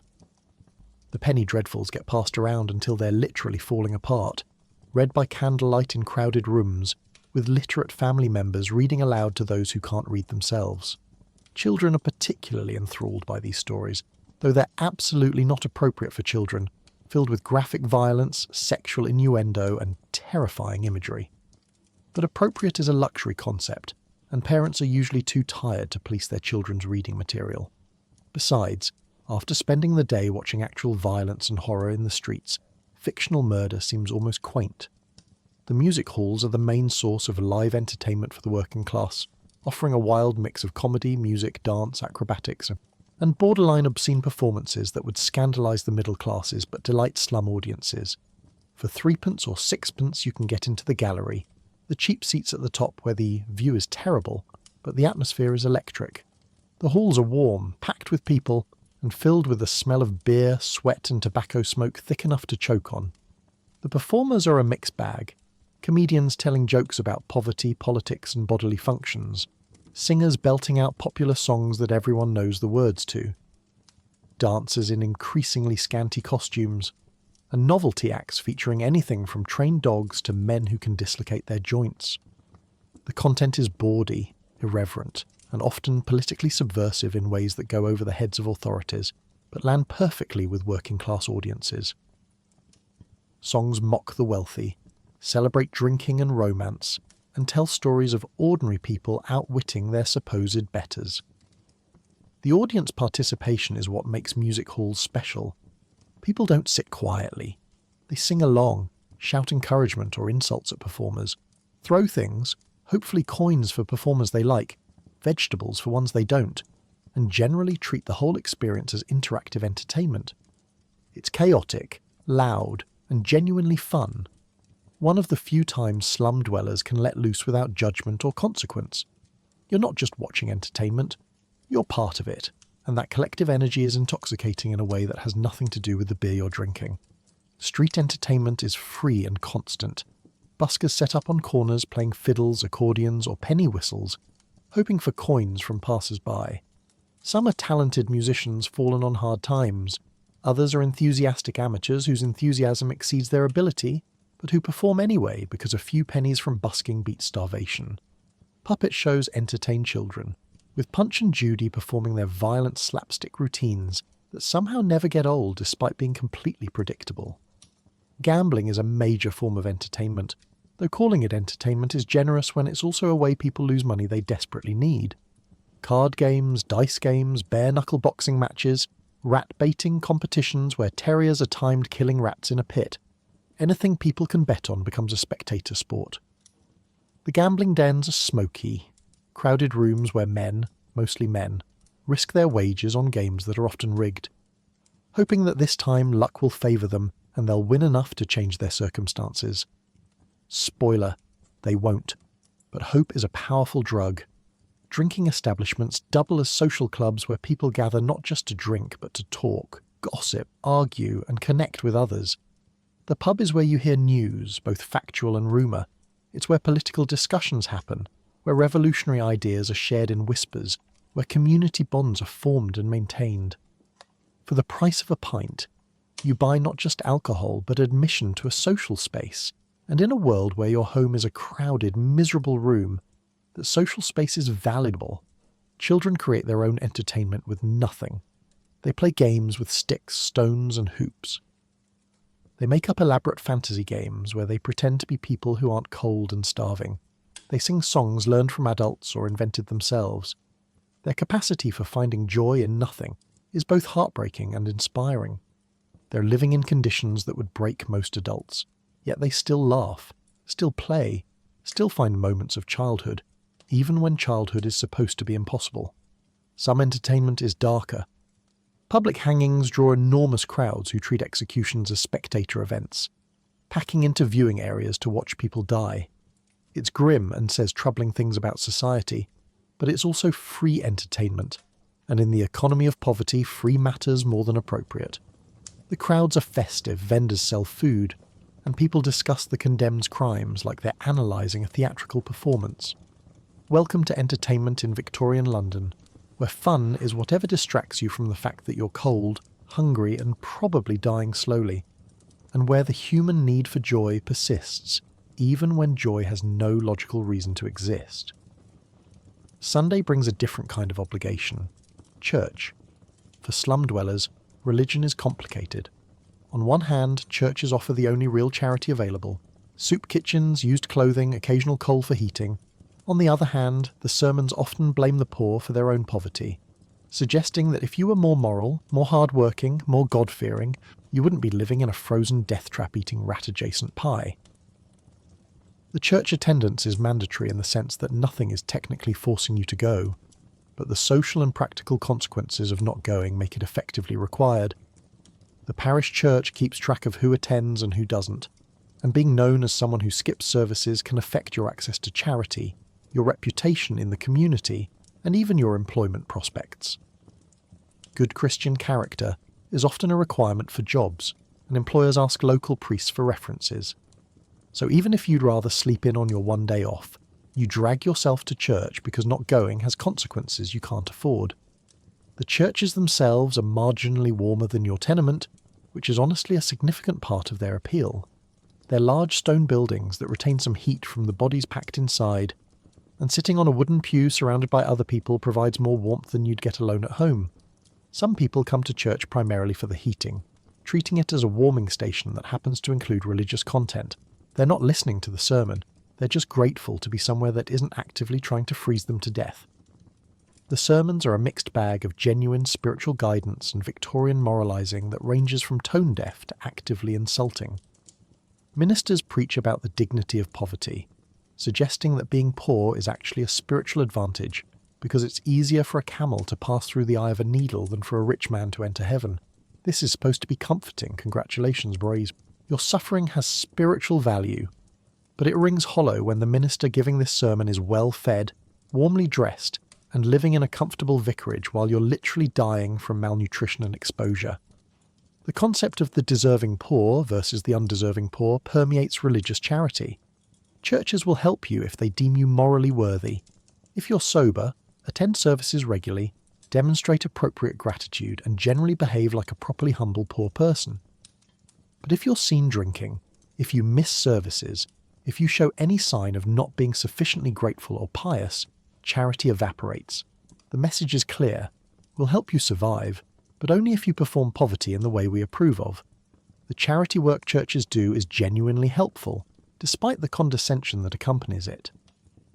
Soup kitchens provide meals to those who have nothing, though you usually have to sit through a religious lecture before eating. Clothing donations give people access to second-hand garments they couldn't otherwise afford, though the clothes are usually the cast-offs that nobody else wanted. Coal distributions in winter can mean the difference between freezing and not, though the amounts given are never quite enough, and always come with strings attached. Sunday schools are one of the more positive religious institutions, offering free basic education to children who would otherwise receive none. They teach reading using the Bible as a textbook, which means literacy comes packaged with religious indoctrination, but literacy is literacy. Many slum children learn their letters sitting on church benches, memorising scripture while also gaining skills that might eventually help them escape poverty. The teachers are usually volunteers motivated by genuine desire to help, though their methods are heavy on memorisation and light on actual understanding. The religious culture emphasises acceptance of suffering as God's will, which is convenient for people in power and devastating for those suffering. If poverty is part of God's plan, then maybe you shouldn't fight against it. If your current misery is a test of faith or punishment for sin, then maybe you deserve it. This theology of acceptance helps maintain social order by discouraging rebellion, but it also provides genuine comfort to people who need to believe their suffering has meaning beyond random cruelty. Different denominations offer different flavours of religion. The Church of England is the establishment option, formal and hierarchical. Methodist and Baptist chapels attract working-class congregations with more emotional, participatory services. Catholic churches serve the Irish immigrant population with familiar rituals from home. Salvation Army missions offer practical help along with salvation. Each has its own approach, but all share the basic framework. Accept Jesus, behave morally, and maybe your afterlife won't be as terrible as your current life. Prayer is a constant background activity in slum life.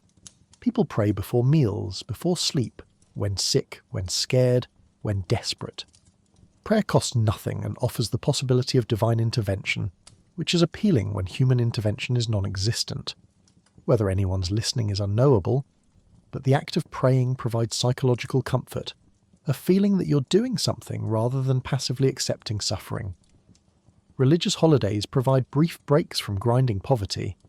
Christmas brings charity distributions, special meals, and a general atmosphere of goodwill that results in slightly better treatment from employers and slightly more generous almsgiving. Easter means spring is coming, which means not freezing anymore. Saints' days offer occasions for minor celebrations and sometimes associated charity efforts.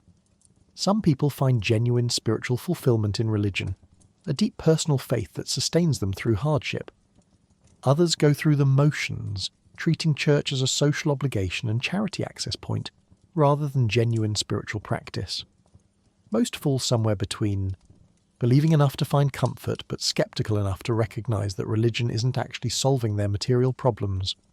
You're sitting in church now, on a hard wooden pew surrounded by other cold, hungry people. The minister is talking about how blessed are the poor, how the meek shall inherit the earth, how suffering brings you closer to God.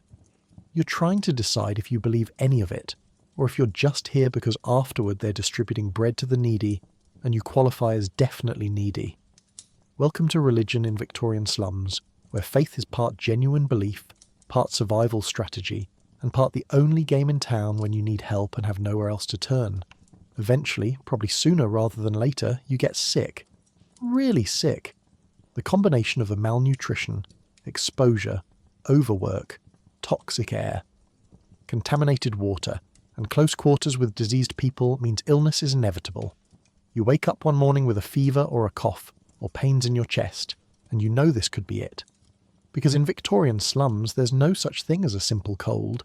The fever hits you like a physical blow, sudden and overwhelming. One moment you're uncomfortably cold as usual, the next moment you're burning from the inside while simultaneously shivering uncontrollably. Your head pounds with a pain that makes thinking impossible. Your joints ache like someone's beaten you with clubs. You try to stand, and the room spins sickeningly. This isn't the mild illness you can work through. This is your body staging a full rebellion and demanding you stop immediately. But stopping means not working, and not working means no income. And no income means your family doesn't eat. So you try anyway.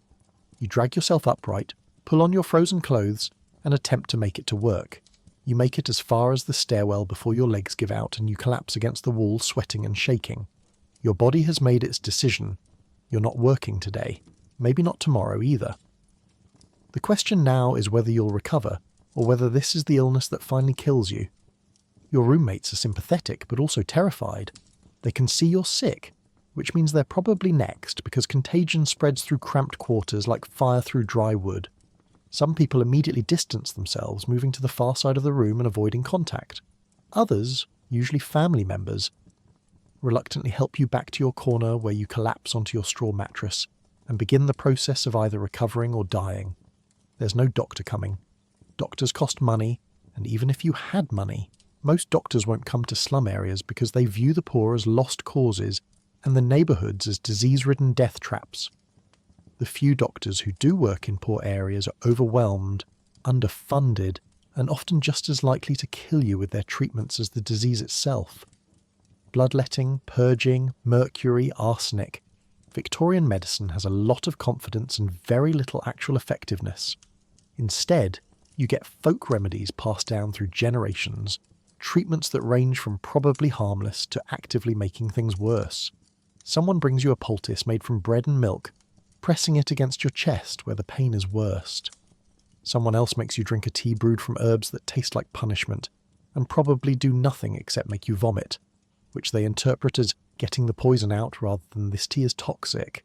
A neighbour suggests rubbing goose grease on your chest and back, which makes you smell like a barnyard but provides no medical benefit whatsoever. The fever breaks after 2 days, or it doesn't. If it breaks, you lie there weak and shaking, having survived this round but permanently weakened for the next illness. If it doesn't break, the fever climbs higher, you become delirious, and people start making that face, the "they're probably not going to make it" face that you've seen too many times before. Delirious patients say strange things, see people who aren't there, try to get up and go to work despite being unable to stand. They need constant watching to prevent them from hurting themselves or wandering off into the streets. The cough is the worst part, a deep, wet, rattling sound that shakes your whole body and produces grey-black phlegm streaked with blood. Every coughing fit feels like your lungs are being torn apart from the inside. You cough so hard you vomit. You cough so hard you wet yourself. You cough so hard that your ribs crack, which then makes breathing even more painful. The cough keeps everyone awake at night, a constant reminder that disease is here, in this room, and it's not done yet. Food becomes impossible. Your throat is raw from coughing, your stomach rejects everything, and you have no appetite anyway because fever does that. But you need to eat to recover, so people force broth or watery gruel into you, and you force yourself to swallow even though it feels like swallowing broken glass. Most of it comes back up. The little that stays down isn't nearly enough to fuel recovery, but it's something. The other people in your room are making calculations. Should they stay and risk infection, or leave and abandon you? Some leave, finding excuses to sleep elsewhere until the danger passes. Others stay out of loyalty, family obligation, or just fatalism. They figure they're probably already infected anyway, so they might as well help. These people will probably be the next ones sick, continuing the cycle of disease through the community.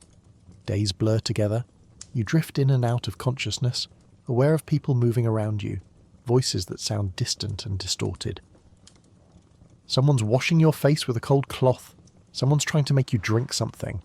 Someone's praying over you, which is either comforting or ominous depending on how aware you are at that moment. Time loses meaning when you're this sick. You might have been lying here for 3 days or 3 weeks. There's no way to tell. Eventually you either recover enough to function again, or you don't. If you do recover, you're profoundly weak.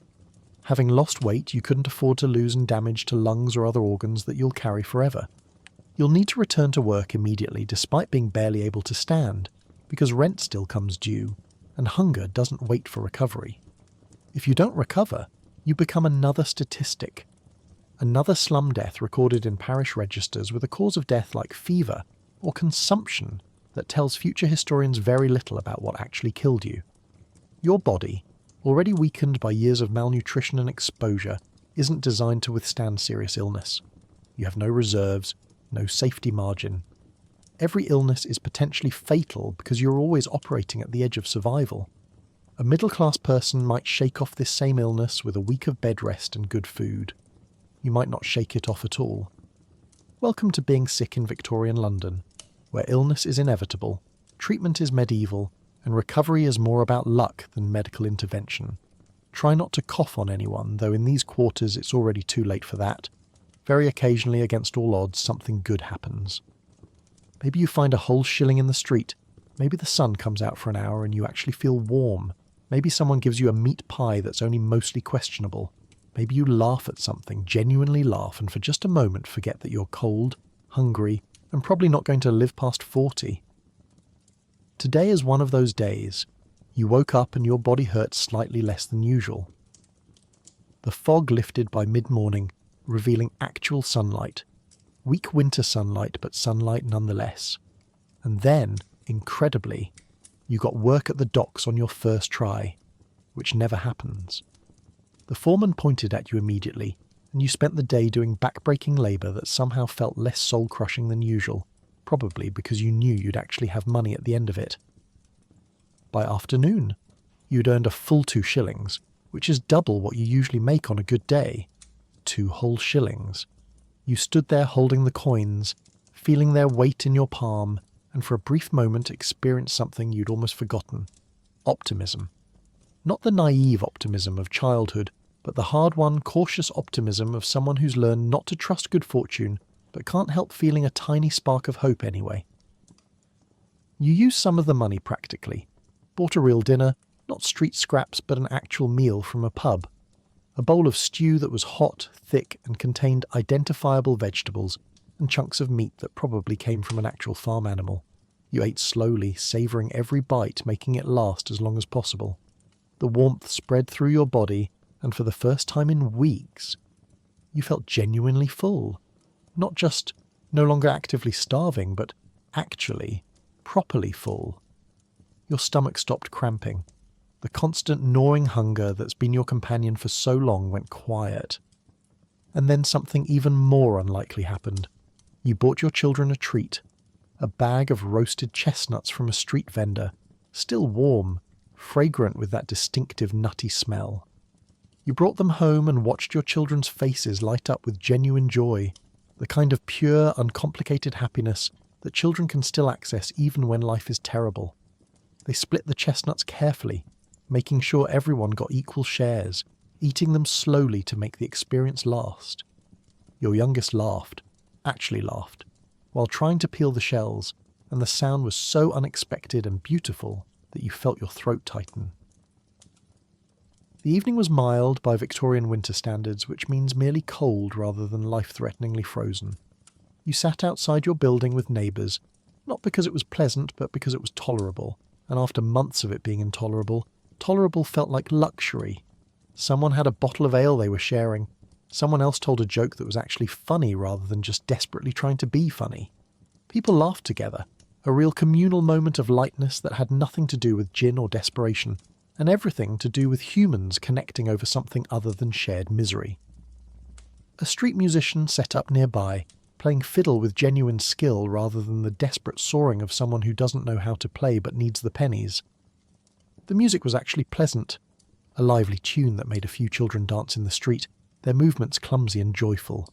You found yourself tapping your foot, something you haven't done in so long you'd forgotten your body could move in ways that weren't purely functional.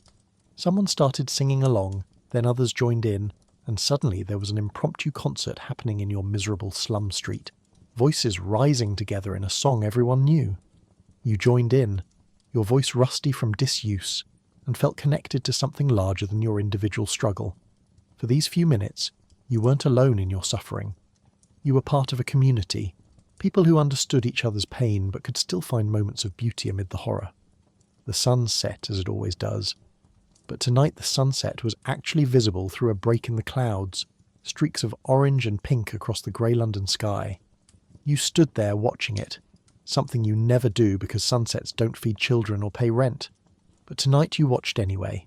It was beautiful, actually genuinely beautiful, and you allowed yourself to appreciate it without immediately calculating its practical value. Your children went to bed with full stomachs for once. Your body wasn't actively hurting. You had a few coins left for tomorrow. These small mercies added up to something that almost resembled contentment, and you sat there in the cold evening air feeling something you'd almost forgotten existed. Gratitude. Not the forced gratitude that sermons demand, but real appreciation for a day that hadn't tried to kill you. Of course, the rational part of your brain knows this is temporary. Tomorrow will probably be terrible again. The weather will turn, work will be scarce, hunger will return. This good day is an anomaly, not a new normal, but right now, in this moment, you're allowing yourself to feel good without immediately undermining it with realistic pessimism. You're letting yourself have this. A neighbour's baby, usually crying, is sleeping quietly. The elderly woman who's been sick seems slightly better, sitting up and talking. The man who lost his job last week found new work. These small victories, multiplied across your community, create an atmosphere that's almost hopeful. It won't last, but it exists right now, and that's enough. You eventually go inside, climbing the stairs to your room, and for once the space doesn't feel quite as oppressive. It's still freezing, still crowded, still damp, but tonight those facts seem less overwhelming. You lie down on your straw mattress, pull your threadbare blanket over yourself, and fall asleep without the usual hours of lying awake worrying about survival. Welcome to a rare good day in Victorian London, where happiness is relative, luck is temporary, and joy is measured in small increments that wouldn't register as positive to anyone not living in absolute poverty. But when your baseline is suffering, even marginal improvement feels like winning the lottery. Tomorrow will probably be terrible again, but today wasn't, and that's worth remembering. Night falls again, and you've survived another day, which is actually an achievement worth celebrating in Victorian London slums. You shuffle back to your tenement, climb the creaking stairs, and return to your corner of the shared room. The fire has been relit, creating a small circle of warmth that 17 people are trying to huddle around simultaneously. The evening routine is depressingly familiar.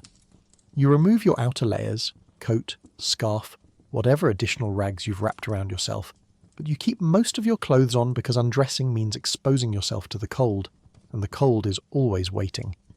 Your boots, soaked through from walking in slush and filth all day, come off reluctantly.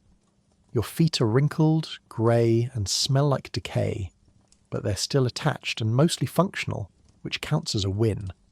Around you, others are going through similar motions. The family in the corner is settling their children, wrapping them in every available piece of fabric and tucking them into their communal sleeping space. The children protest weakly. They're still hungry, still cold, still uncomfortable, but exhaustion is winning, and one by one they drift into fitful sleep punctuated by coughing and whimpering.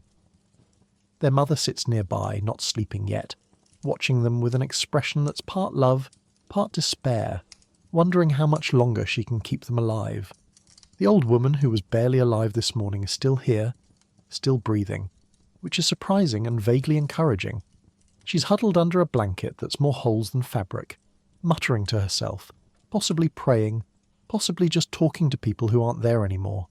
Nobody bothers her. She's earned the right to mutter. She's survived this long in conditions that kill most people decades younger.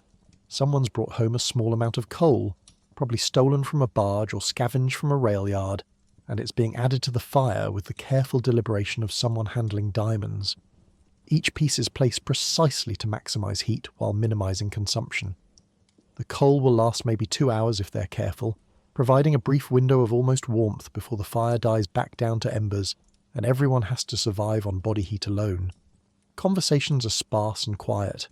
Everyone's too tired for extensive talking, but there's a low murmur of voices discussing the day's events, sharing information about where work might be found tomorrow, warning about which streets to avoid because the police are cracking down on something, spreading gossip about who died, who got arrested, who managed to find a better situation. It's the Slum News Network, oral tradition keeping the community informed in the absence of newspapers or official communication. You count your remaining money, the coins clutched in your fists so tightly they've left impressions in your palm. 3p, enough for tomorrow's breakfast if you're careful, or enough for today's rent if the landlord comes demanding payment. You can't afford both, which means you have to gamble on which is more immediately critical: food or shelter. It's a choice nobody should have to make, but it's one you make almost daily. The sounds of the building settle into their nighttime rhythm. Babies crying, people coughing, couples arguing, someone praying aloud, footsteps on the stairs, rats scratching in the walls. It's a cacophony that somehow becomes white noise, so familiar you've stopped really hearing it. This is the soundtrack of your life, the ambient sound of poverty and suffering occurring simultaneously in hundreds of rooms stacked vertically in a building that probably shouldn't still be standing. Sleep comes gradually, not because you're comfortable, but because your body simply can't stay awake anymore. Exhaustion overrides discomfort. You range yourself on your straw mattress, pull your coat over yourself as a blanket and try to find a position where nothing hurts too much. This is impossible. Everything hurts. So you settle for a position where the pain is distributed somewhat evenly. Your last thoughts before sleep are the same as every night. Did I earn enough today? Will there be work tomorrow? Will we make rent? Will the children survive the winter? Will I? These questions circle in your mind like vultures, but eventually even the anxiety can't keep you awake, and you drift off into dreams that are probably not much better than your waking life. Around you, 17 other people are doing the same thing, finding sleep however they can, their breathing creating a fog of condensation that hangs in the cold air.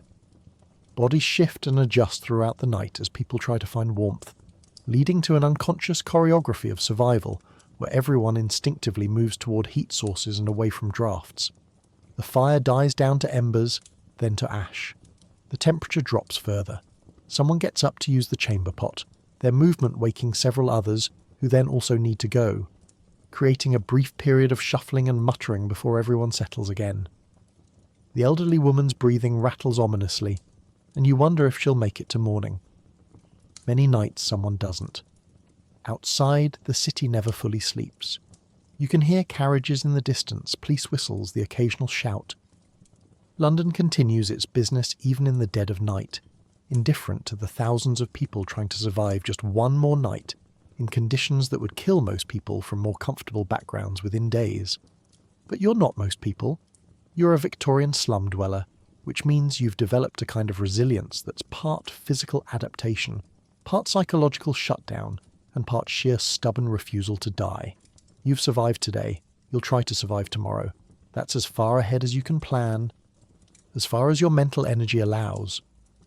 The night stretches ahead, long and cold and uncomfortable, but it's just another night in an endless series of nights. You've done this before. You'll do it again tomorrow, assuming you wake up, which is never guaranteed but is probable enough to bet on. Your breathing slows, your muscles relax fractionally, and despite the cold, the hunger, the discomfort, the uncertainty, and the very real possibility that you might not wake up, you sleep. Because sleeping is surviving, and surviving is the only victory that matters. Welcome to another night in Victorian London slums, where making it through to morning is an achievement, where rest is never truly restful, and where tomorrow promises to be exactly as hard as today. But tomorrow can wait. Right now, you're alive, and that's enough. So, you made it. You survived a full day and night in a Victorian London slum during winter. Congratulations. You experienced cold that modern heating systems have made us forget existed. You navigated streets that were basically open sewers frozen solid. You worked jobs that destroyed your body for wages that wouldn't buy a coffee in today's world. You ate food of questionable origin and even more questionable safety. You shared a room with more people than a modern elevator holds, plus livestock. And somehow, against all odds, you made it to the next morning. The people who actually lived this weren't heroes in some grand historical narrative.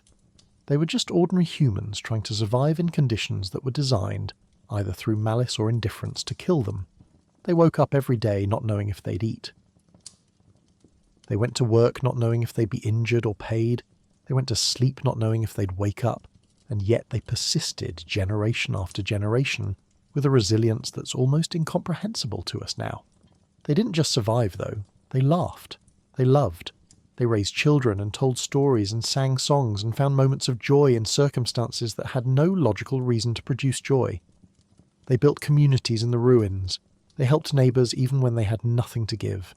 They proved that the human spirit is annoyingly, persistently, beautifully stubborn. These weren't different kinds of humans. They were us, just born into circumstances we can barely imagine. Same hopes, same fears, same capacity for suffering and joy. They wanted what we want: safety, warmth, enough food, a future for their children. They just had to fight infinitely harder for those basic things, and most of them lost that fight. So tonight, as you lie in your warm bed with your thermostat set to a comfortable temperature, with clean water available at the turn of a tap, with food in your refrigerator and medicine in your cabinet, take a moment to appreciate it. Not in a be grateful you don't have it worse guilt trip way, but in genuine recognition that the comfort you're experiencing right now would seem like impossible luxury to the millions of people who froze their way through Victorian winters. The Victorian slum dwellers who survived those brutal winters are your ancestors, spiritually if not literally. They endured so that eventually, generations later, someone might not have to. Progress is real, even if it's slower and more uneven than we'd like. The fact that you're not currently sleeping on a straw mattress in a room with 17 other people, while rats run across your feet, is because somewhere along the line, people fought for labour laws, public health reforms, building codes, and basic human dignity.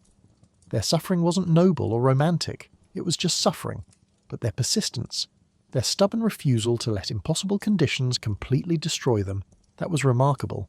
They made it through one more night, and then another, until somehow winter ended and spring arrived and life continued. So rest easy tonight. You've earned it just by surviving the modern world, which has its own challenges even if they're not freezing to death in a tenement level. And maybe whisper a quiet thank you to all those nameless, forgotten people who lived through winters that would break most of us, who kept going when giving up would have been easier, who survived long enough to have children, who survived long enough to eventually lead to you, warm and safe and alive. Sleep well, dream peacefully, and when you wake up tomorrow to central heating and breakfast that probably won't kill you, remember that you're living in the future that Victorian slum dwellers could only dream about. Welcome to the other side of history. Try not to take it for granted. Good night.